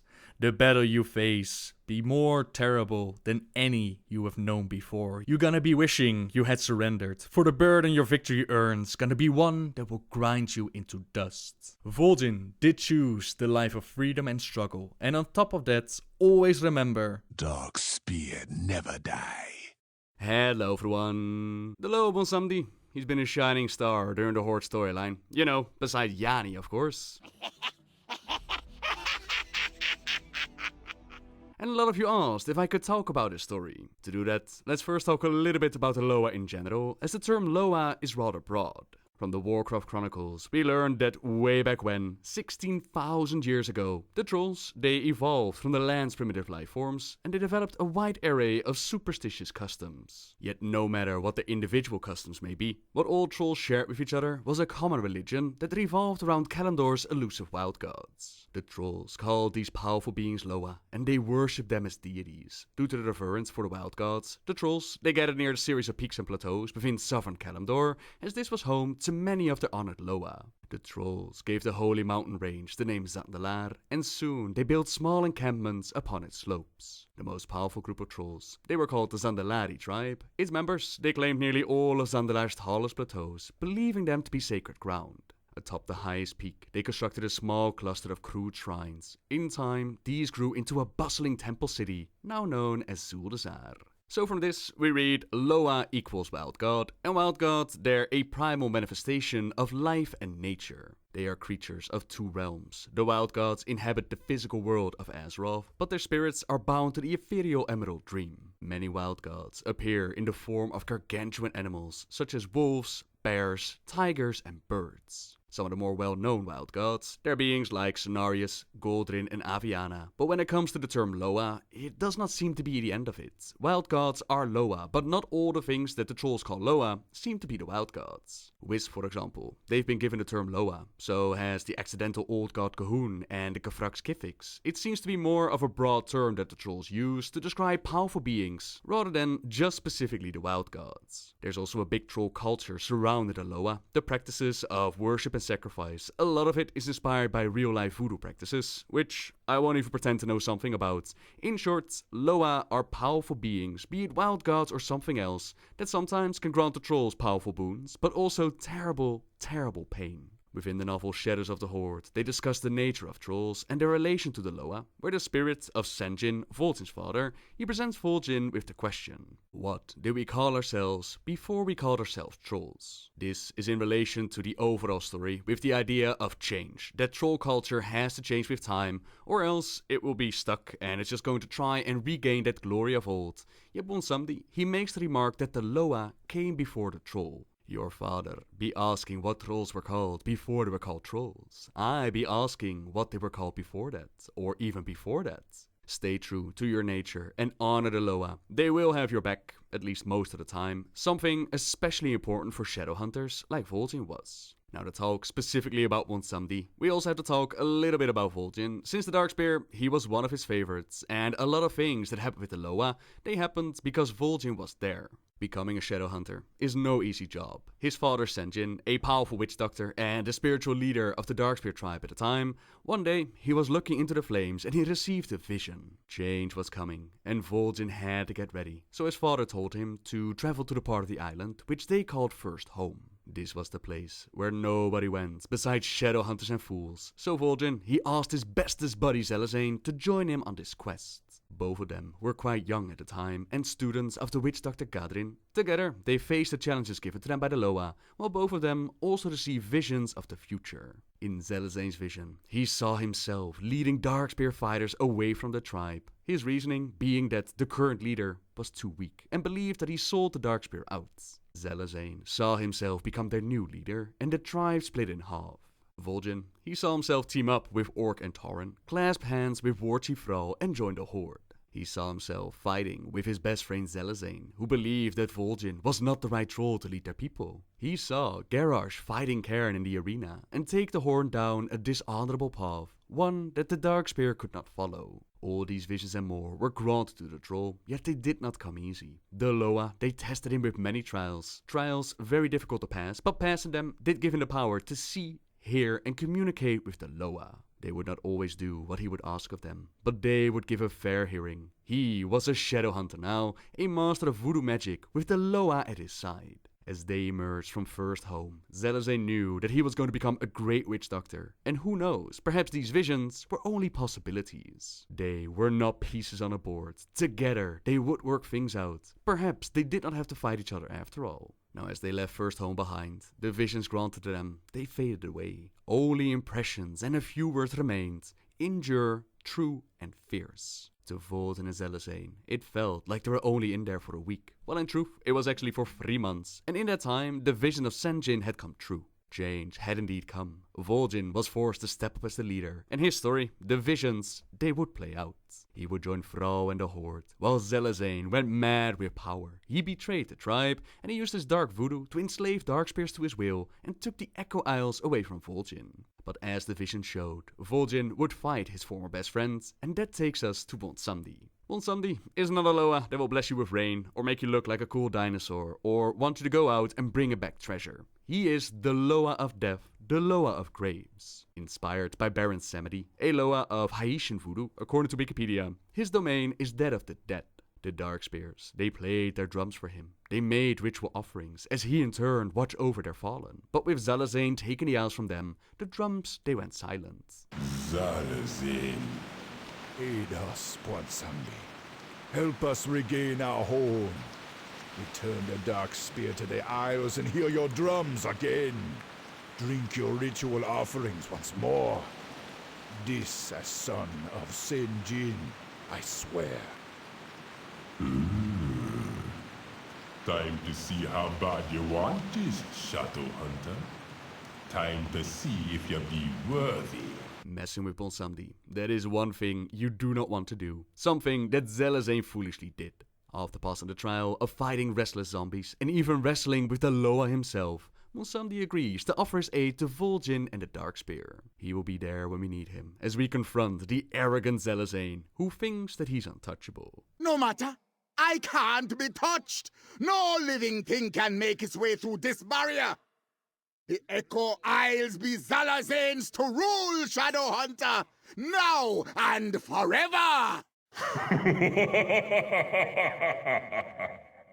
Who that be? Zalazane! What you thinking, taking that which be mine? The Darkspear dead are my domain, sorcerer. And now, you're gonna be one of them! No! A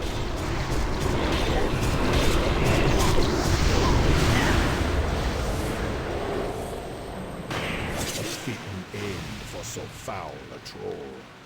One someday, you have my thanks, and that of all the Darkspear. We will continue to honor you as is proper. It'll be good to hear the Darkspear drums once more. You take care now, son of Sinjin. One someday, we'll be waiting for ya on the other side. The Echo Isles have been reclaimed, and while Bonsandi says that the Darkspear dead are his domain, that's not where his domain seems to end. Again, in the novel Shadows of the Horde, we read all about Vol'jin's journey of rediscovering himself after he's got his throat sliced by Garrosh's troops. Bonsandi nearly claimed his spirit, but the Shadowhunter wasn't quite done yet, sending souls to Bonsandi. Even his father Senjin appeared in visions to him, something that also happened during his trials of becoming Shadowhunter, which might mean that Senjin himself actually became a Loa. That's not been confirmed though, but in the books, Vol'jin figures out that being a troll, it goes further than what your race is, and his own sense of being a troll that was taken by Bonsandi until the time came where Vol'jin felt more like himself.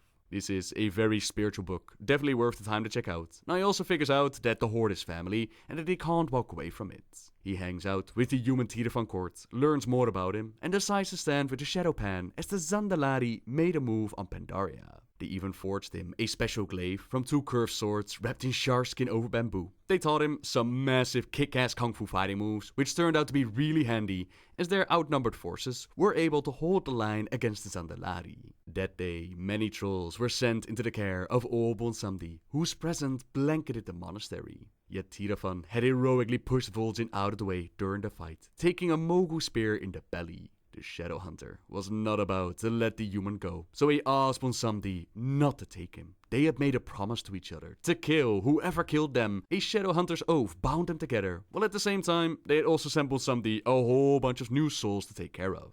And many more were going to die out there in the cold. Those that did make it back, they would be deemed mad and executed for cowardice. Bonsandi would definitely have his fill, yet his appetite would never be sated.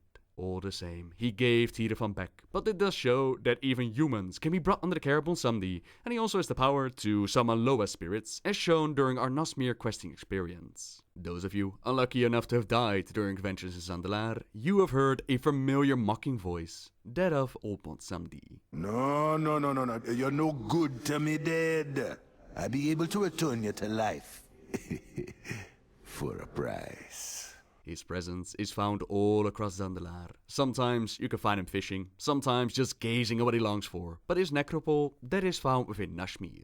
This brings us to more of the recent events that will plays out in Battle for Azeroth, so just a little heads up, there might be spoilers ahead. Right from the start, if you're brave enough to throw yourself on a pyramid, you can see Bonsandi floating in front of the king, and when Zul's coup actually plays out, he's right there ready to claim Rastakan's soul. Razan, the Loa of Kings, has something to say about that. The little king will rise. I am not finished with him. One Samdi. You got a bellow that would wake the dead! What you want, man? You have taken what is mine. Release him. Long time you've been keeping this one from me. Long time. I'll be denied no further. Know your place, Lower of Graves, or I will put you in one. Comes a time when we all got to die, even kings. But I be feeling generous. Take your little friend. I'll be seeing you in good time. Rastakhan is still under Razan's protection, and Bonsamdi is kind enough to restore the king's spirit, but Razan would eventually fall into the trap set by Zul, weakening Rastakhan and aging him quickly. Worries for later, as we first have to deal with the blood trolls in Nashmir, and like Prophet Zul, they too are following Gahun, the accidentally created old god. Their might is so great that Princess Talanji has us recruit the aid of the Loa in the area, including Bonsamdi. In his necropole, we can see that good old Zelazane is not having the best time of his life, and since the blood trolls are messing about with the souls that rightfully belong to him, the Loa is willing to make us a deal. He quite likes making deals, as shown with the matron Shazula that bargained to live in exchange for her child's soul. Now our deal is an easy one. He will pledge to lend us his powers to use against our foes. All old Bonsamdi wants is 1 million souls that we're going to send his way. Souls that will add to his power, and with his aid and that of the other Loa, we're able to deal with the immediate threat. But Gahun, he's still waiting for us within Uldir. Now within Vol'jin, we find out that Gahun's followers are trying to release him by breaking the final seal still holding him in place. The seal that still turns within their capital. Mithraxian Reveler is brought back to life. Zul guides that assault upon the capital, and the amount of blood trolls, it seems to be endless. King Rastakhan no longer has Razan to empower him, and in his desperation, he calls upon Bonsamdi.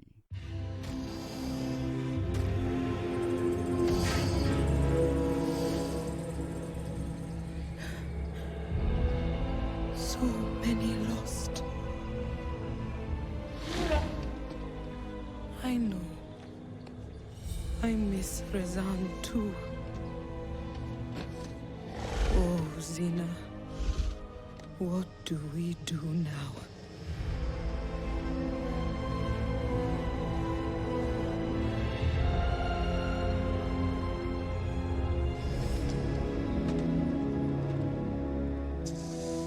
The dust of bones for the Loa of death.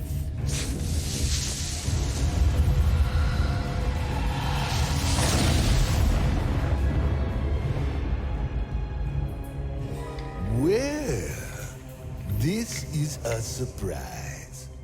You're looking pretty good, Your Majesty. So, why have you come to see me? I need your aid. I see. You want to make a deal with me. Go on, go on. Become my Loa. Grant me the power to recover my kingdom, and I will elevate you above all Loa. Yes, so you get your kingdom back. All very nice. But soon you'll tired of old Bonsamdi. You go back to the living Loa, the one who bring the rain, makes the crops grow, not wither and die. No. I need more than just your word. If you do this for me, I will bind my bloodline to you.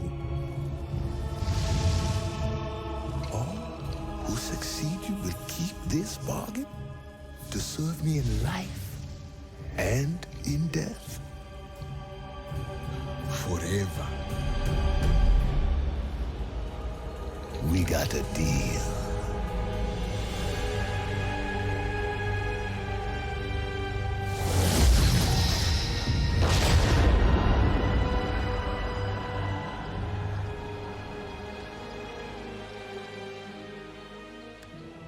Father, I felt something a moment ago. Has something happened? Do not worry, my daughter. I have taken care of everything. We see, amongst other Loa, that offerings and worship, it gives them power. Offering Bonsamdi to elevate him and have the whole Zandalari Empire worship him, that it's pretty solid on its own, but Bonsamdi, he wants more. Rastakhan just signed his entire bloodline to the Loa of Death. Let's see if it was worth it.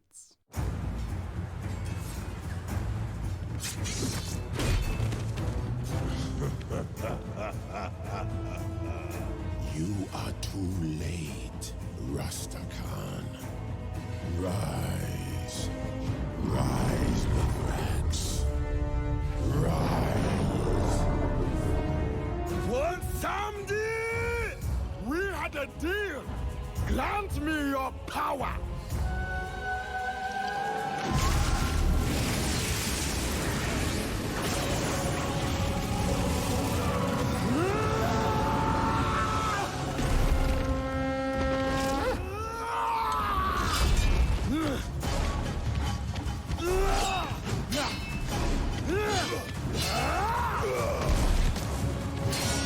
Mithrax, do it now! Destroy the seal!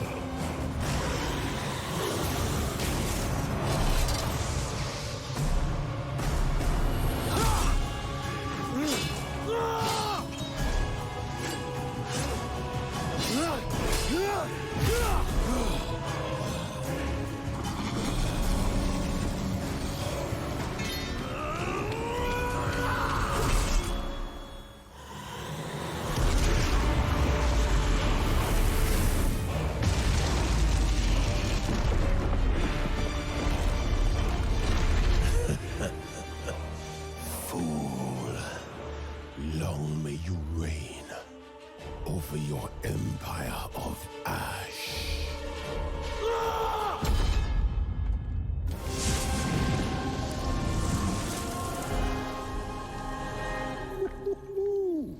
Look at this. Congratulations, Your Majesty. The kingdom is ours.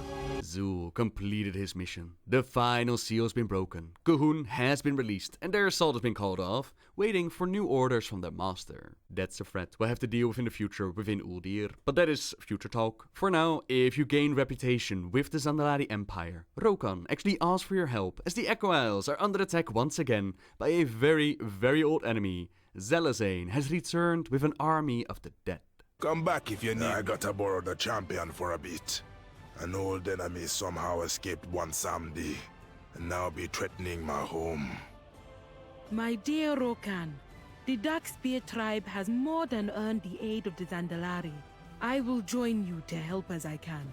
The mindless trolls are out in force, and if we hope to stand a chance against Zelazane, someone able to escape the grasp of Onsamdi will need a weapon that can actually hurt him. Vol'jin's glaive, the one created for him by the Shadowpan, that should have enough of a bond with his spirit to get his aid in this fight.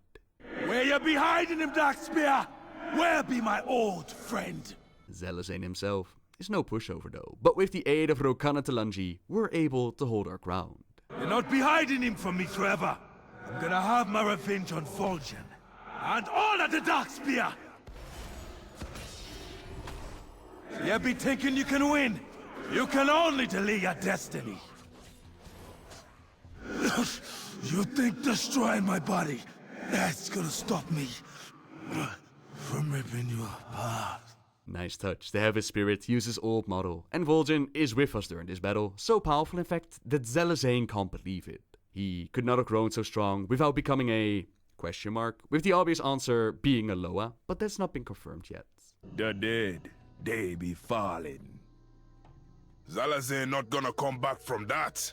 Even in death, Vol'jin be watching over us.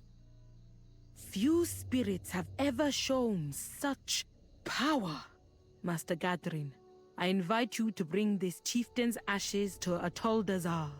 If his spirit is worthy, he may have a place of honor amongst our greatest kings.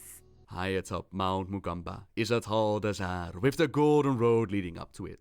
It's tradition to walk in the presence of royalty and hail the accomplishments of the fallen, of Vol'jin, so that his spirit is welcome here amongst the ancient kings. Any member of any other troll tribe, they may contest us, which they definitely do. We have Sand Fury, Gurubashi and Amani that are not down with Vol'jin's ashes going up here, but we fend them all off and honor the former war chief's great deeds. I be getting... We come bearing the ashes of Vol'jin, son of Sen'jin, to be honored in this sacred place. This is an honor seldom awarded to one not of Zandalar. Come, walk the path with me and share this Vol'jin's deeds.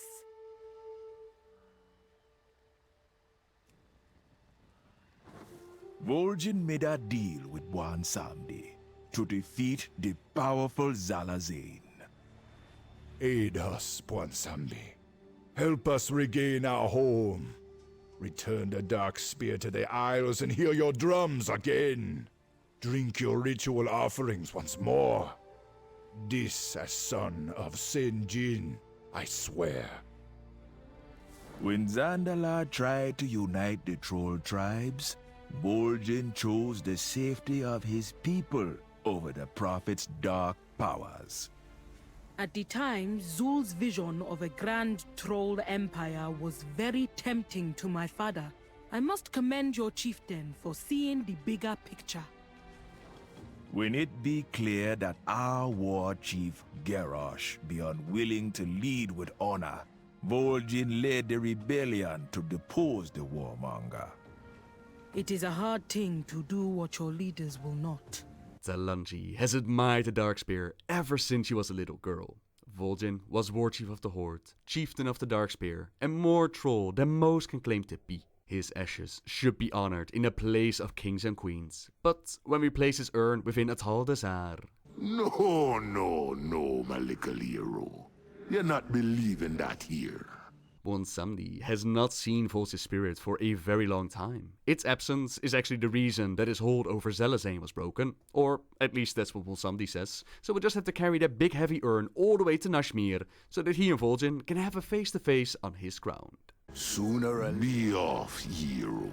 Ain't nothing for you here now. Hey, Vol'jin, come on out of that urn. Wait. No! Where be the spirit? Where be Vol'jin? No! Impossible! The boss ain't gonna like this. Old Bonsandi not been losing a spirit and... Oh, this be bad. So many juicy lore bits. Vol'jin potentially being a Loa, his spirit missing, Bonsandi losing his spirit in the past, and apparently working for a boss, a force behind this Loa. At this point in time, we have no real solid answers, so a whole lot of speculation is going on right now. Now, when we think back to what happened to Vol'jin, we all remember the moment where he was dying from the demon's poison, and the spirits whispered him a name. Windrunner, come forward. War Chief. The lower spirits say death will claim me soon. In the end, death claims us all. But the Horde will live on. I have never trusted you. Nor would I have ever imagined in our darkest time that you would be the one to save us. The spirits have granted me clarity, a vision. They don't let us in on what spirit is whispering to him, but of course, a possibility would be Bonsandi. It's not crazy to think that the Shadow Hunter, that he would have Bonsandi next to him when he's just about to die. Yet, at the same time, that does make me wonder why Bonsandi didn't just claim Vol'jin's soul in this moment. If he wanted the troll to dance in his house, and he's there, whispering in his ear, why not just take him with him? Either way, if he was indeed the one telling Vol'jin to make Sylvanas the war chief, then that leads to her being pushed out of the shadows, the broken shore in Stormheim, into the burning of Teldrassil, and the faction war as we have it today. Sylvanas' main motivation, that is staying alive. She killed herself at the end of the Wrath of the Lich King, only to end up in a hell of eternal torment, a fate seemingly shared by others of her kind, but not by everyone. The afterlife has been shown to not be the same for everyone. Even Sylvanas herself ended up in the realm of bliss the first time she died, so perhaps there's a bit of manipulation going on here. Manipulation to keep her going and do whatever it takes to stay alive. Which forces seem to benefit the most from a faction war? That would be the old gods, considering that they feed on chaos. Your petty quarrels only make me stronger. And perhaps it's also amongst the old gods where we find Bonsandi's boss. Is it coincidence that both he and Azov are apparently fond of making deals? Deal? I like deal. Who are you? I do really wonder what spirit it was that the Loa lost. My first mindset was Prophet Zul, but he describes in such a way that makes it seem like it was a very long time ago, so I really don't know. Perhaps you have an answer to that one. So most likely, and I don't think I'm bringing anything new to the table of speculation, most likely it's N'Zoth, that Bonsamdi's boss, trying to manipulate Sylvanas. Ga'Hoon is definitely a thing in Ashmir, but considering Bonsamdi fighting against the Blood Trolls, I doubt it would be Ga'Hoon, and N'Zoth also makes sense if they want to make an in for the Horde. If they want the Horde to help out the Alliance with Azara and N'Zoth, then this would be a good way to get them in there. Now, I personally would be a bigger fan if it was a little bit more lighthearted. Imagine someone like Sen'jin rising amongst the ranks of the Loa and becoming the Uber boss. He's a father and he would love to have his son spirit with him. But their past interactions, Sen'jin and Bonsamdi talk to each other. It doesn't make it seem like Sen'jin would ever be someone that Bonsamdi would be afraid of. There's also Madame Brigitte, like the wife of Bonsamdi. That could be a thing. But, you know, it could also be a completely new force connected to the realm of the dead. Imagine something like we have for the old gods, right? Behind them, there is the Void Lords. Imagine that for the realm of the dead, we have a Helya, we have the Valkyr, we have Bonsamdi, we have Muzaka, that one Loa mentioned in the Traveler book. Pretty much anything that we've seen connected to the realm of death that would have a primal force behind it. That could be really cool and open up a whole lot of new storytelling. Now, I do really wonder what effect Bonsamdi's allegiance with Rastakhan is going to have. Are we going to see another Veil of Eternal Blossoms? As in a beautiful zone destroyed, not just because they're now allied to the Loa of Graves, but also because that seal's been destroyed, and when that happened in Vol'jin, it turned it into the desert as we see it today. Is it crazy to think that we'll see the Alliance trying to invade Zandalar, only to find it destroyed and in need of help? Whereas the Horde will use their might to stand against Azara and Ashvane when the Alliance need their aid the most. Might be crazy, but whatever it might be, I can't wait to see what the future's going to bring, and they're dropping some mighty fine juicy lore bits, just waiting to be explored further. The Darkspear's connection with their Loa is tenuous. Bonsamdi has arrived in the Echo Isles to make a request to the trolls. Oh? Okay. Meet with Rokan. Hi, Rokan. I'm getting tired of waiting. Oh, hello. We be needing a champion to join us. Got Rokan summons, did ya? Remember Yeah, now? man. The Loa be watching you. We'd be glad to have you with us. Bonsamdi is news. I be getting too old for this. The Darkspear used to have many Loa. To failure. Now it feels like we be on our own, don't it? Farewell. It's good to be here. Trouble is brewing. Y'all be here, Master Gadrin. Uh-oh. What's happening? I be listening. Another day, another day. Bonsamdi does not be visiting in person without a good reason. Listen to all that he has to say. Then we think and then we act. This is about Muezala, the Loa I hold captive. Some of the tribe be giving him tribute. Sacrifices, blood. What? Look around. There be tributes even here. What? Darkspear. Turning to Muezala. Champion, destroy the tributes. What the? How? Why? What? Don't be shy. I kicked the crap out of Muzala. What do you mean they're worshipping Muzala? They should be worshipping me. Come back if you need me help. Okay. They're making blood sacrifices. Freaking Muzala. Don't they know what that will do? He'll grow in strength again. And before you know it, we'll all be in trouble. Why? Why would they? The traitors picked the wrong Loa to follow. You need to fix this. Uh-huh. We followed only death for too long. We need to balance the Darkspear. We need our old Loa back. We have no tribute, no shrines. But I can try to call on them. Imagine if Vol'jin shows up. It's gonna be the Loa now. Hey, oh, Vol'jin! You be alright? I be fine. You give it a try. Ikambokum. Back when Vol'jin had questions, he turned to the Loa. We call it the trial of the Loa. Vol'jin sought the advice of the Loa with Witch Doctor Zelazane to find out what the future would hold. The Loa tested them, deep in the forest of First Home, with trials that they would give him answers. When they awoke, they did not remember exactly what happened within, but they had new instincts that would guide the future of the Darkspear. Spirits be with ya. Yeah, he said Ekom Bokum. I've been training Darkspear trolls for generations. Someone call for the doctor?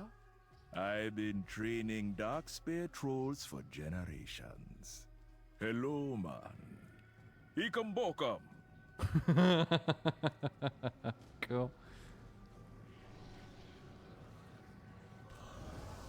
They do not hear our call, but they do not wish to return. We neglected them too long. We must seek them out. Didn't I help them directly? Good luck, and keep a good mojo close at hand. The Darkspear always be worshipping multiple Loa, but Muzala, we could do better. Our path is obvious. The ritual fail, hmm? Pity.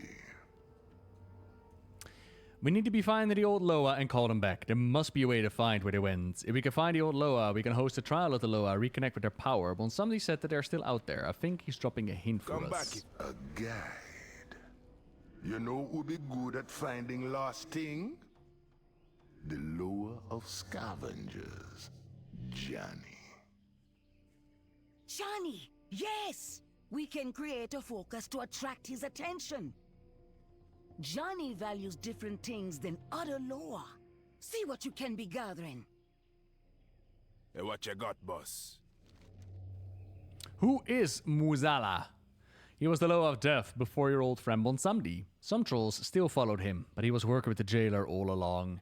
He took Helya to the jailer's side, got Odin to give up his eye, and tricked Vol'jin into making Sylvanas the war chief. He trapped other Loa in the Shadowlands. He's a mean one, but I got him under control. Locked up in the other side, as long as no one helps him. He sounds like trouble. I mean... Sooner or later... He wasn't that bad. Like, once you found out the pattern and you knew how to dodge his attacks, he wasn't that bad. Handmade napkin. Empty bag of marbles. They call it trash when a thing be left behind, but we know better. Half-used dream diary and some lightly used pants. Got a artistic carving.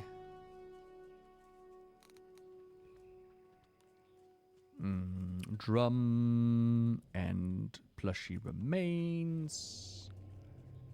And a fur sword for the warrior. These be forgotten, discarded, but Johnny be knowing the word.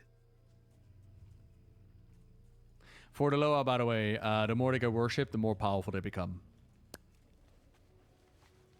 Now we wait. We made a little garbage pile for Yanni. Okay, that's kind of cute. I can speed this up a bit, as a favor. Johnny, Loa of Scavengers and Secrets, I summon you. Ah, don't just call like that! Johnny got important things to do! Johnny, we have great need of your wisdom. Johnny does know many things. Troll chieftain be wise to see that. Greetings, rich man.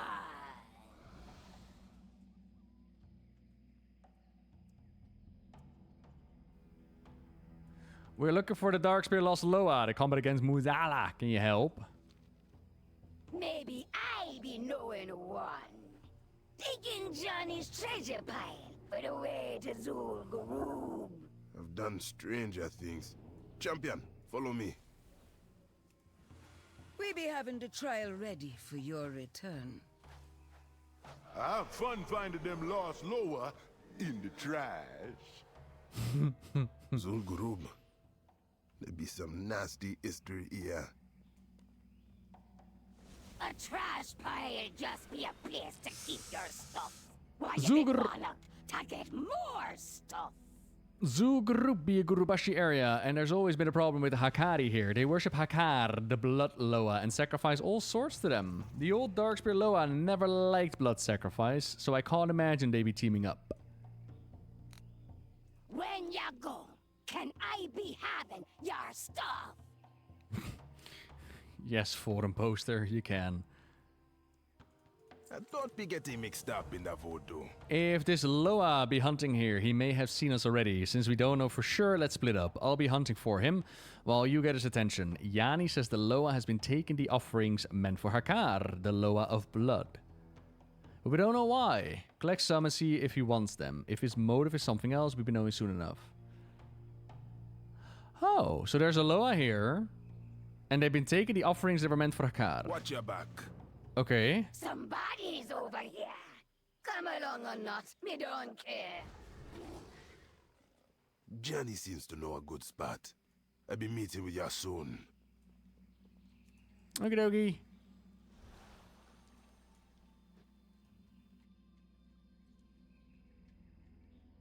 Look! Lots of Hakar worshippers. Loa of blood being worshipped, but Hakar was hungry, very hungry. And so, you know. Like I always say, one man's trash be another man's Loa. Hello, Hakar ritualist. She said, by the way, that whatever we're tracing down is killing Hakar priestesses. So, in our favor, I suppose. Exactly. Why are there other people here? In my MMORPG. It's nonsense, this is.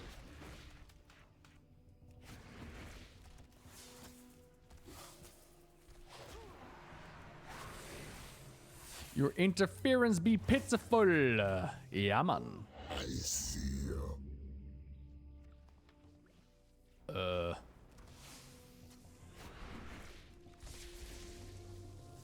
Who you be, man? Vol'jin? Sen'jin? Something new? Hunting my prey, are you? Big Loa be real close. Peel your peepers. Behind you, Johnny. Come back if you need. Ah! Careful, your city. What you do that for? Sneaky beast.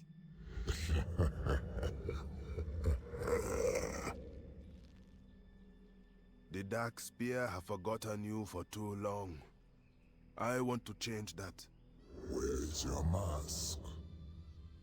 Your Rushka? We seek to remake them. We need your aid to defeat Moisala's influence. What you be plotting? A sacrificial offering to the Blood I Loa. will be watching. Kevoya City accepts the offering silently. I don't be wanting these offerings myself. Slowing Hakar's return benefits us all. It will take time, take more than just remembering. Your hunt is just beginning. Lock to the shadows. If Muzala be involved, I will help, but for the Loa trial fit to push Muzala out, we will need another. Our sister Loa is also lost. We were a team, her and I, until disagreement pushed us apart. Lukoa is the Loa of regeneration. She be the ideal Loa to balance against death. I owe her an apology. You are here and it be time. I lost sense of presence near the small settlement of Bambala. I'll be meeting you there. Do not forget. If you want to get to Bambala quick, take the treasure pile again. Thank you for giving us this chance, Kevoya City. The Dark Spear need our Loa back. Do not thank me yet. The trials have not begun. And Luko always. I mean, this is Kevoya City, Krivan, the Loa of Cunning. Duh. And we're recruiting them to be part of the Darkspear's Loa.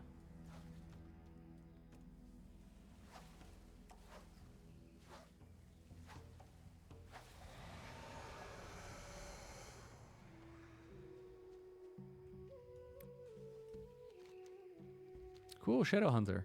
I'm honestly racking my brain to think if the Darkspears had like specific Loa that to worship. I know Bonsamdi and their connection was very strong for quite a while. And before that, I remember that there was the story of Vol'jin and Zelazane that went into the trial thingy and they ran into a bunch of Loa. I didn't know they had specific ones. Like the Kevoya City is new to me as well. Now, I don't know if this is like troll lore that I just never came across, but... How you doing, man? it might just be more added to it. You be careful, man. Darkspear Loa. Originally part of the Gurubashi Empire, the Darkspear continued to worship many of the Gurubashi Loa. In addition to them, they also worship Bonsamdi, the Guardian of the Dead. On the Isle at night, Darkspears leave offerings on a small shrine dedicated to Loa Hirik in order to gain Loa's blessing of safe passage under the cover of darkness. After the Fourth War, Zakan made an offering to Akunda for the Night Elves. Okay. So Gurubashi Loa. I mean, amongst them, but there's also the part about devouring their Loa and swapping Loa. Like we see with the Darkspears, you can choose who you want to empower and worship and follow. Which is also why Bonsamdi at the beginning was a little bit pissed off at the Darkspear, because he was like, yo, you haven't banged your drums for me for quite a while. Like, why do you expect my help now? And that kind of changed over time.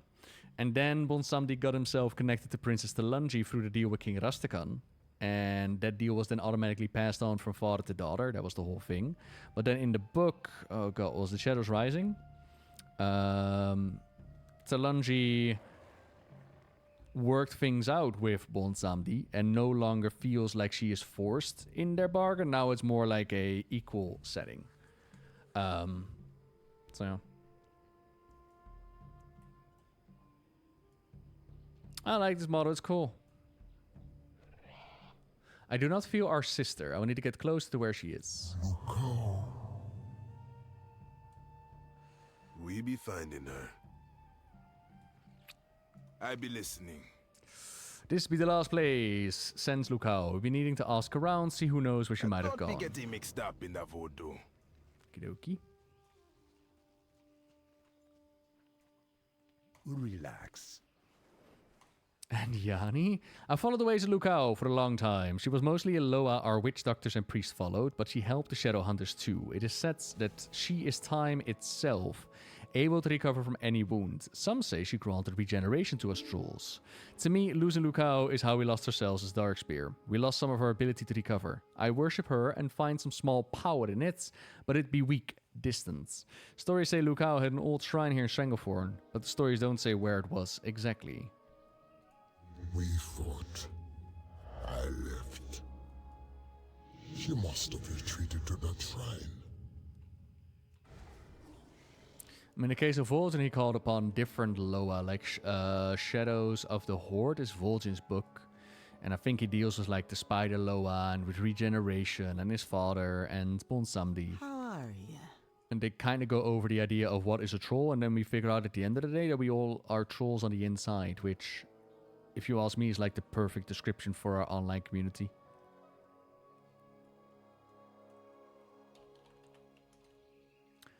I know less of Lukao and more of a brother Kevoyasiti. He could hunt anything. If he is on your side, I'm sure you will find what you seek. It is said Bonsamdi was the soul of the Darkspear, but Lukao and Kevoyasiti are our heart and head. That was a long time ago. I do remember stories of the ancient Lukao rituals. They were done deep in the cave near where Bombala now stands.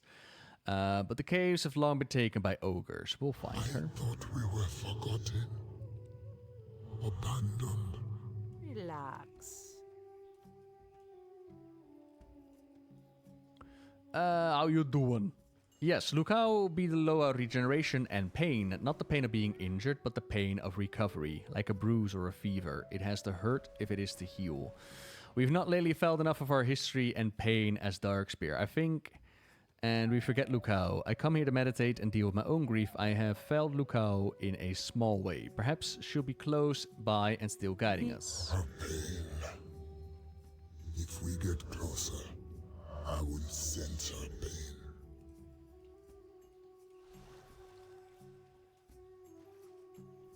For the Darkspear. The Mash'ag Ogre Mound be just southeast of here. They could be hurting Lukao. They could be. Wait for Johnny!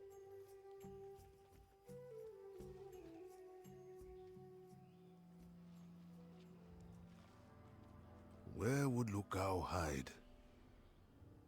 Lukao be the Loa of regeneration, and she be fierce. She does not hide. Something is wrong. Greetings. Kevo's way be to shift into a shadow and sneak into scout. Yanni jumps to treasure piles. You try both or decide which is best, but really the answer B is that Yanni's way is best. May you always be finding friends in low places. Pieces of Lukao be scattered, but a heart be deep inside the ogre mound. The shadows can take us there quietly, quickly. Johnny will find his own way inside. Kevo's crazy, right?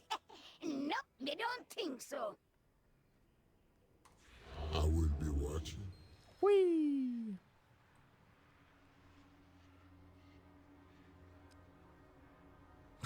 The entire cave is destroyed. Uh-huh. We made it. Thank you, City. Yeah, that would have been difficult to get in here. That would have been real difficult. That was something else. Feels like my stomach still be outside, but we have work to do. Back. Come back if you need me. There are many pieces missing from this altar. We're needing to repair it so that Lukao is not angered when she returns. Lukao must see that we are on her side. Getting mixed up in that voodoo. I'm betting that Ogre Myzov is behind all of this. He should have died long ago, but his magic are strong. He's using the altar centerpiece of a conduit to drain Lukao's power.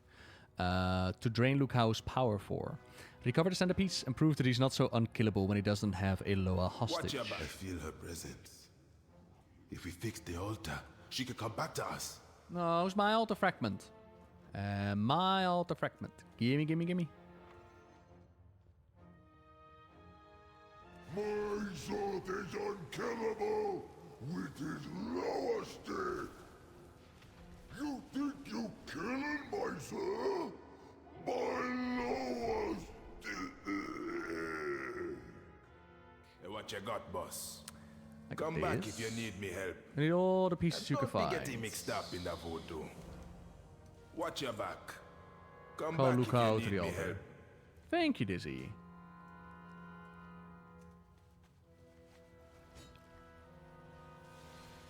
Oh, there you are. Hello. Lukao, we have been looking for you. You will pay for what you have done to me. Quick, tell her who? Nah, we don't have to be quick about it.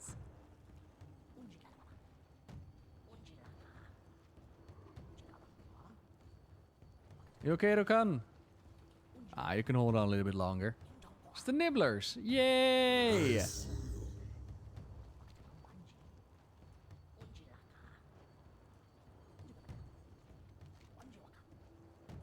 We are the Darkspear. We are friends of Lukao.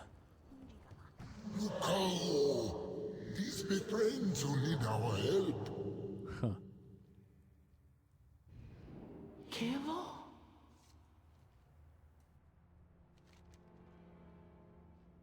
I thought we were forgotten, and I abandoned you. I am sorry. The Darkspear did abandon you, and we are sorry. You came to be making it right.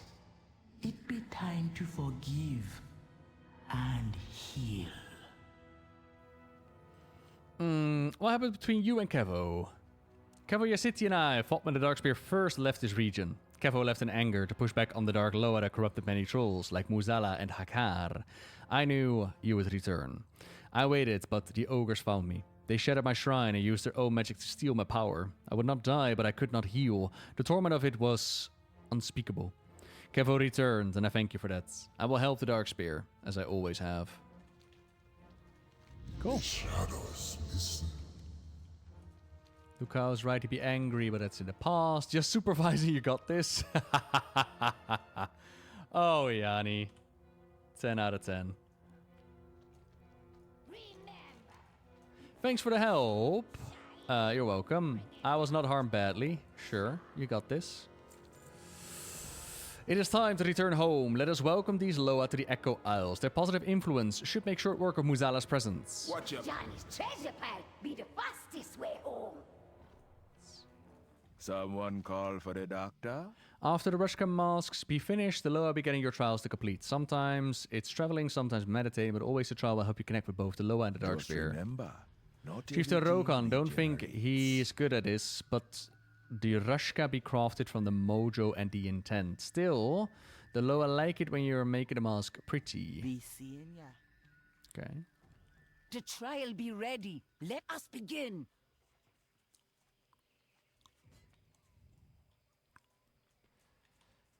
We serve the Loa. Put What do I these need to do? effigies on the altar. Okay.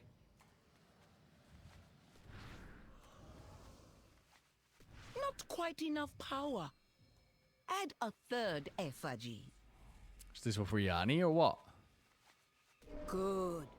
Now for your Rashka mask. Oh, for Bonsam, die ene. Yeah, okay. You seek my help? Why 3 of them? The center is very powerful, something we need. No more messing about. Okay. Farewell. We will not chain ourselves to The true Darkspear Loa will soon be with us. Spirits be with you. Are we helping, or... When we make the Rashka, we recreate the shape of the Loas by seeing them in our minds. By knowing the shape of the Loa, we better understand who they are. But the mask we shape by our own hands, so when the Loa sees it, they know what we expect them to be. If the Loa don't bless the mask, we expect them to be something they will not be. If the Loa bless the mask, they like what they see and the bargain can be struck. We could just write a contract, but it's easier to lie with words than with your hands. Make a Rashka. Huh. Master Gadrin has prepared what you need. Tazara, A new trial calls for new Rashka masks. you're not making me summon Muzala into the world, right? We need to make the sacred Rashka. Wood, paint, and mojo. Hey man, I bring the mojo. Ya seek me help? Yeah man. Spirits be with ya.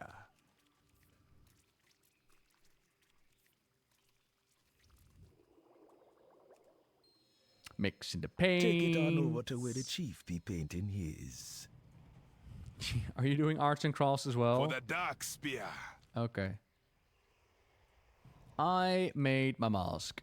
Record time. A newly created dark spear mask.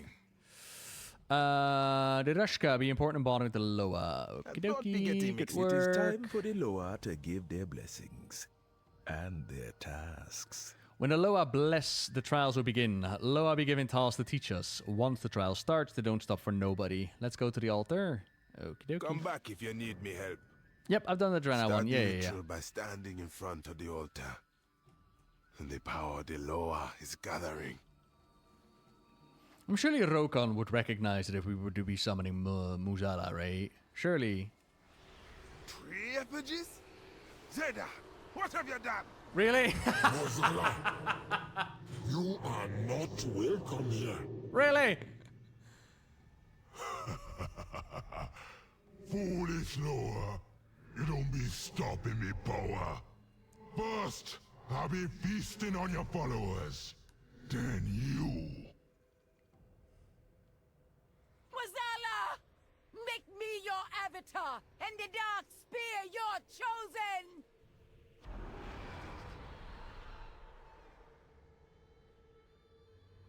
We must stop Zeda before she be taking the power of the trial. I took on Muzala at like his height of his power. The fuck is he gonna do now? I got... Oh, is that my mask? Is that the mask? Wee.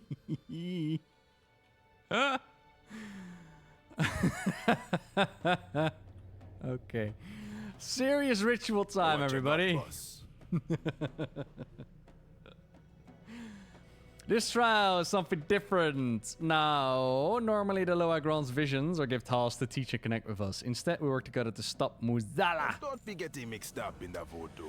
This trial can't be stopped after it starts, but we won't let's use our power on a Loa to aid Muzala. We're doing nothing, even more Darkspear could be swayed to find power in Muzala. I'll look for a way to breach their protective energy. You stop the spirits from taking over our home. I be needing a closer look. I see. Doesn't matter. I'm a brainless hero. I do whatever they tell me to do.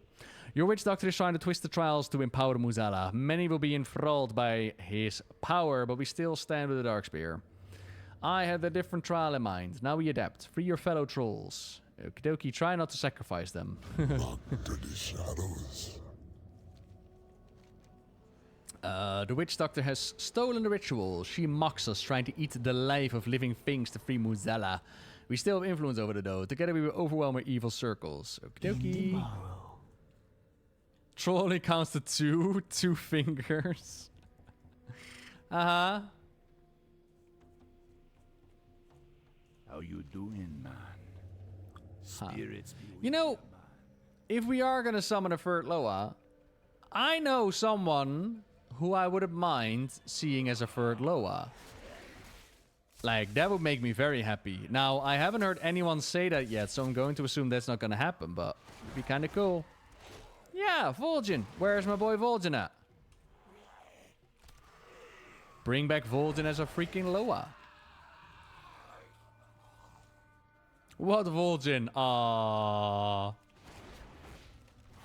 I mean, at the same time, maybe it is difficult for the Darkspear to enter a new era of storytelling if we're just gonna hold on to Vol'jin. They need to stand on their own 2 feet. But I'm like, you know, Vol'jin also had Sen'jin. Why can't we have Vol'jin? We put him into, like, his butterfly pod. Could he not come back and help us out? You still have Vol'jin's ashes in your bank? Oh, well, that explains a lot. What change? Into more Loa, less troll. Oh, well, we had a whole quest line during the Shadowlands. So, okay, once upon a time, there was this quest line with, oh god, was it Zelazane? All clean. Where they were like, oh my god, Vol'jin, you're so powerful, you must be a ... And from that, we kind of figured like, oh shit, Vol'jin is already a Loa. But nah, that wasn't the case. He was just dead. And he was Vol'jin. So we went into the Shadowlands, where there was this quest line with the Loa that we defeated in Battle for Azeroth. So there was the Spider Loa, the Raptor Loa, the T-Rex one, and another one. And Vol'jin merged with the Loa of Kings at the end of that quest line, where he took in like the spirit of Rezan. Right? You might remember fighting Rezan in the dungeon. And then by taking in the essence of Rezan, they put him into like a pod. And started to infuse it with anima. And one day, Vol'jin will wake up as a butterfly Loa. And what I figured would be kind of cool if he would become like the Loa of Kings, but then for all kings and queens. So it's a Lungi and an Anduin and help him break free of the jailer and whatnot. But so far, that's not been the case. Kil'jaeden, empower my blades as you did for shadow hunters in the past. Johnny has something to help. Me looking for it. You'll be seeing good item. Cute.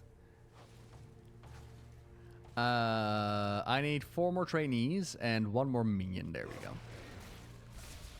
What are you looking for? I'm looking for a special thing to protect you. Pretty sure it will be here. If you be fighting up top, you might fall and crush your bones. Might be nice to not fall to your death, right? But I ruined the surprise. Pretend it to be a surprise when I reveal the item, okay? Got it.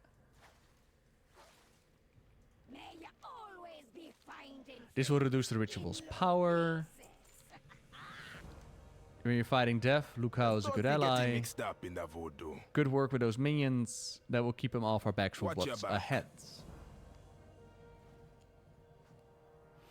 But down to this moment, working with our Loa to save the soul, the Darkspear. See if Yanni has found anything. Hopefully his item will let you get close enough to Zazada's effigies to destroy them. They should give you a chance to strike the Witch Doctor herself or occupy her attention with Cavalier's aid. But watch out for her guardians. They won't let you destroy effigies without a fight. If you need me help. Found it! This will protect you if you fall! Grab the feather. Didn't we go up? Okay. Thank you, Yanni. I will hold her gaze. Take me up there, Kil'jaeden. Oh! I'll be taking you to break the effigies. Oh, that's what's going on. Oh. Right. Yeah, okay. Sure, why not?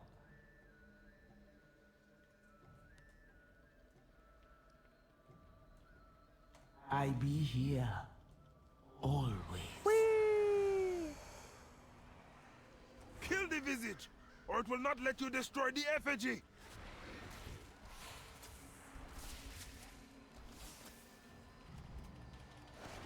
Vrisa was the first wind runner. What do you mean, Estonio? Oh, cut. Oh, okay. Hello? I'm back. Oh, you recovered your health. That's cool.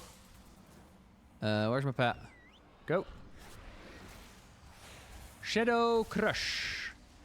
Uh-huh. So, not to complain or anything, but you kind of hurt. Shadow Crush.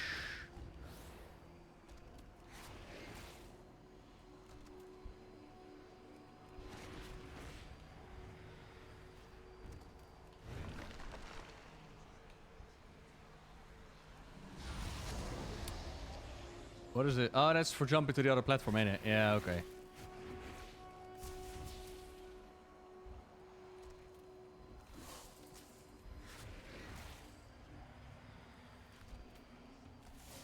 Rokon is just floating in the sky.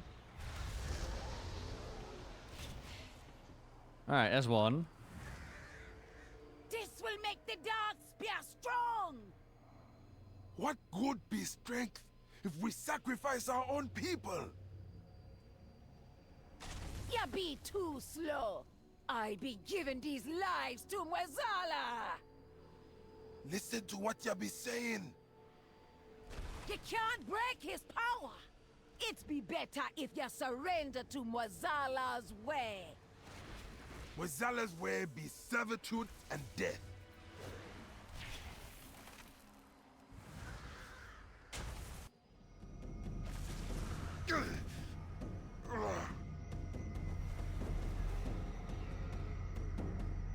Mwazala is not finished with the dark spear. We are finished with him!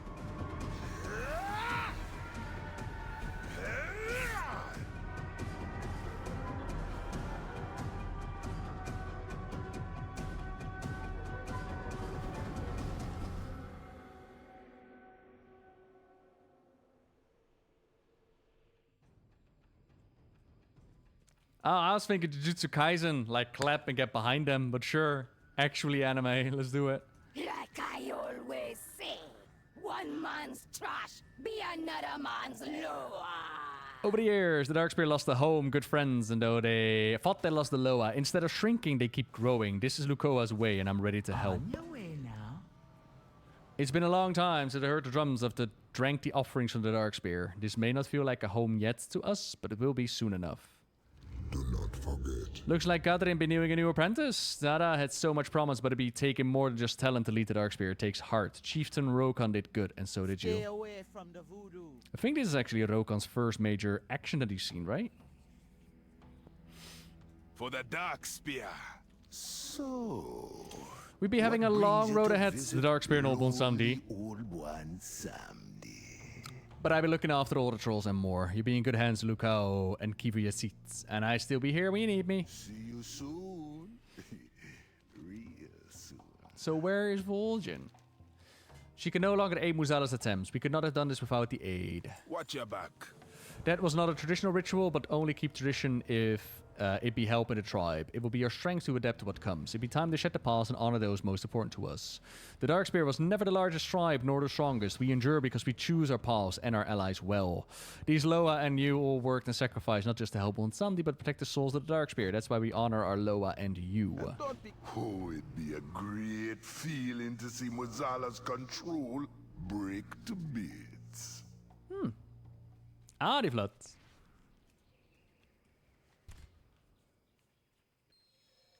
And now we place Yanni's effigy. Oh, a little Johnny effigy. It'd be perfect. Oh my god, it is perfect! What do you mean? It's fantastic. What you be plotting? So the Loa of Scavengers is the Darkspear Loa. You're all a lucky duckies. Remember, you find something shiny, you bring it down to old Johnny. The Darkspear don't just serve a Loa because the Loa are strong. The Darkspear serve the Loa who serve the tribe. That be look how Yanni did. So we honor them now. The mask you make was not just for the ceremony. Take it and the raiment of our tribe. Blade of Blessing. Ooh.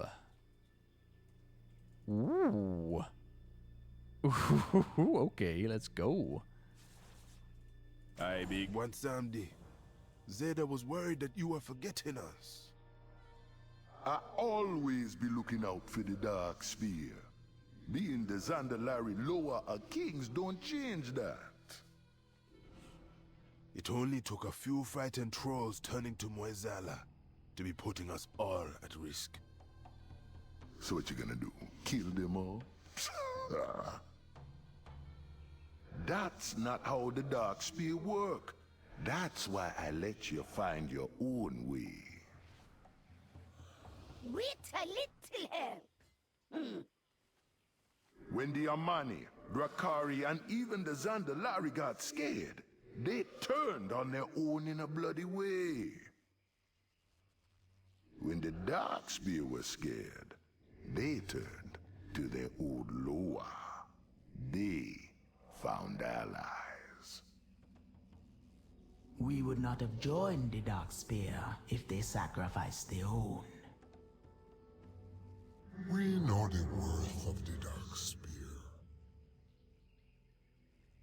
Johnny thinks so too. Darkspear mean loyalty. These Loa know that. And so do I.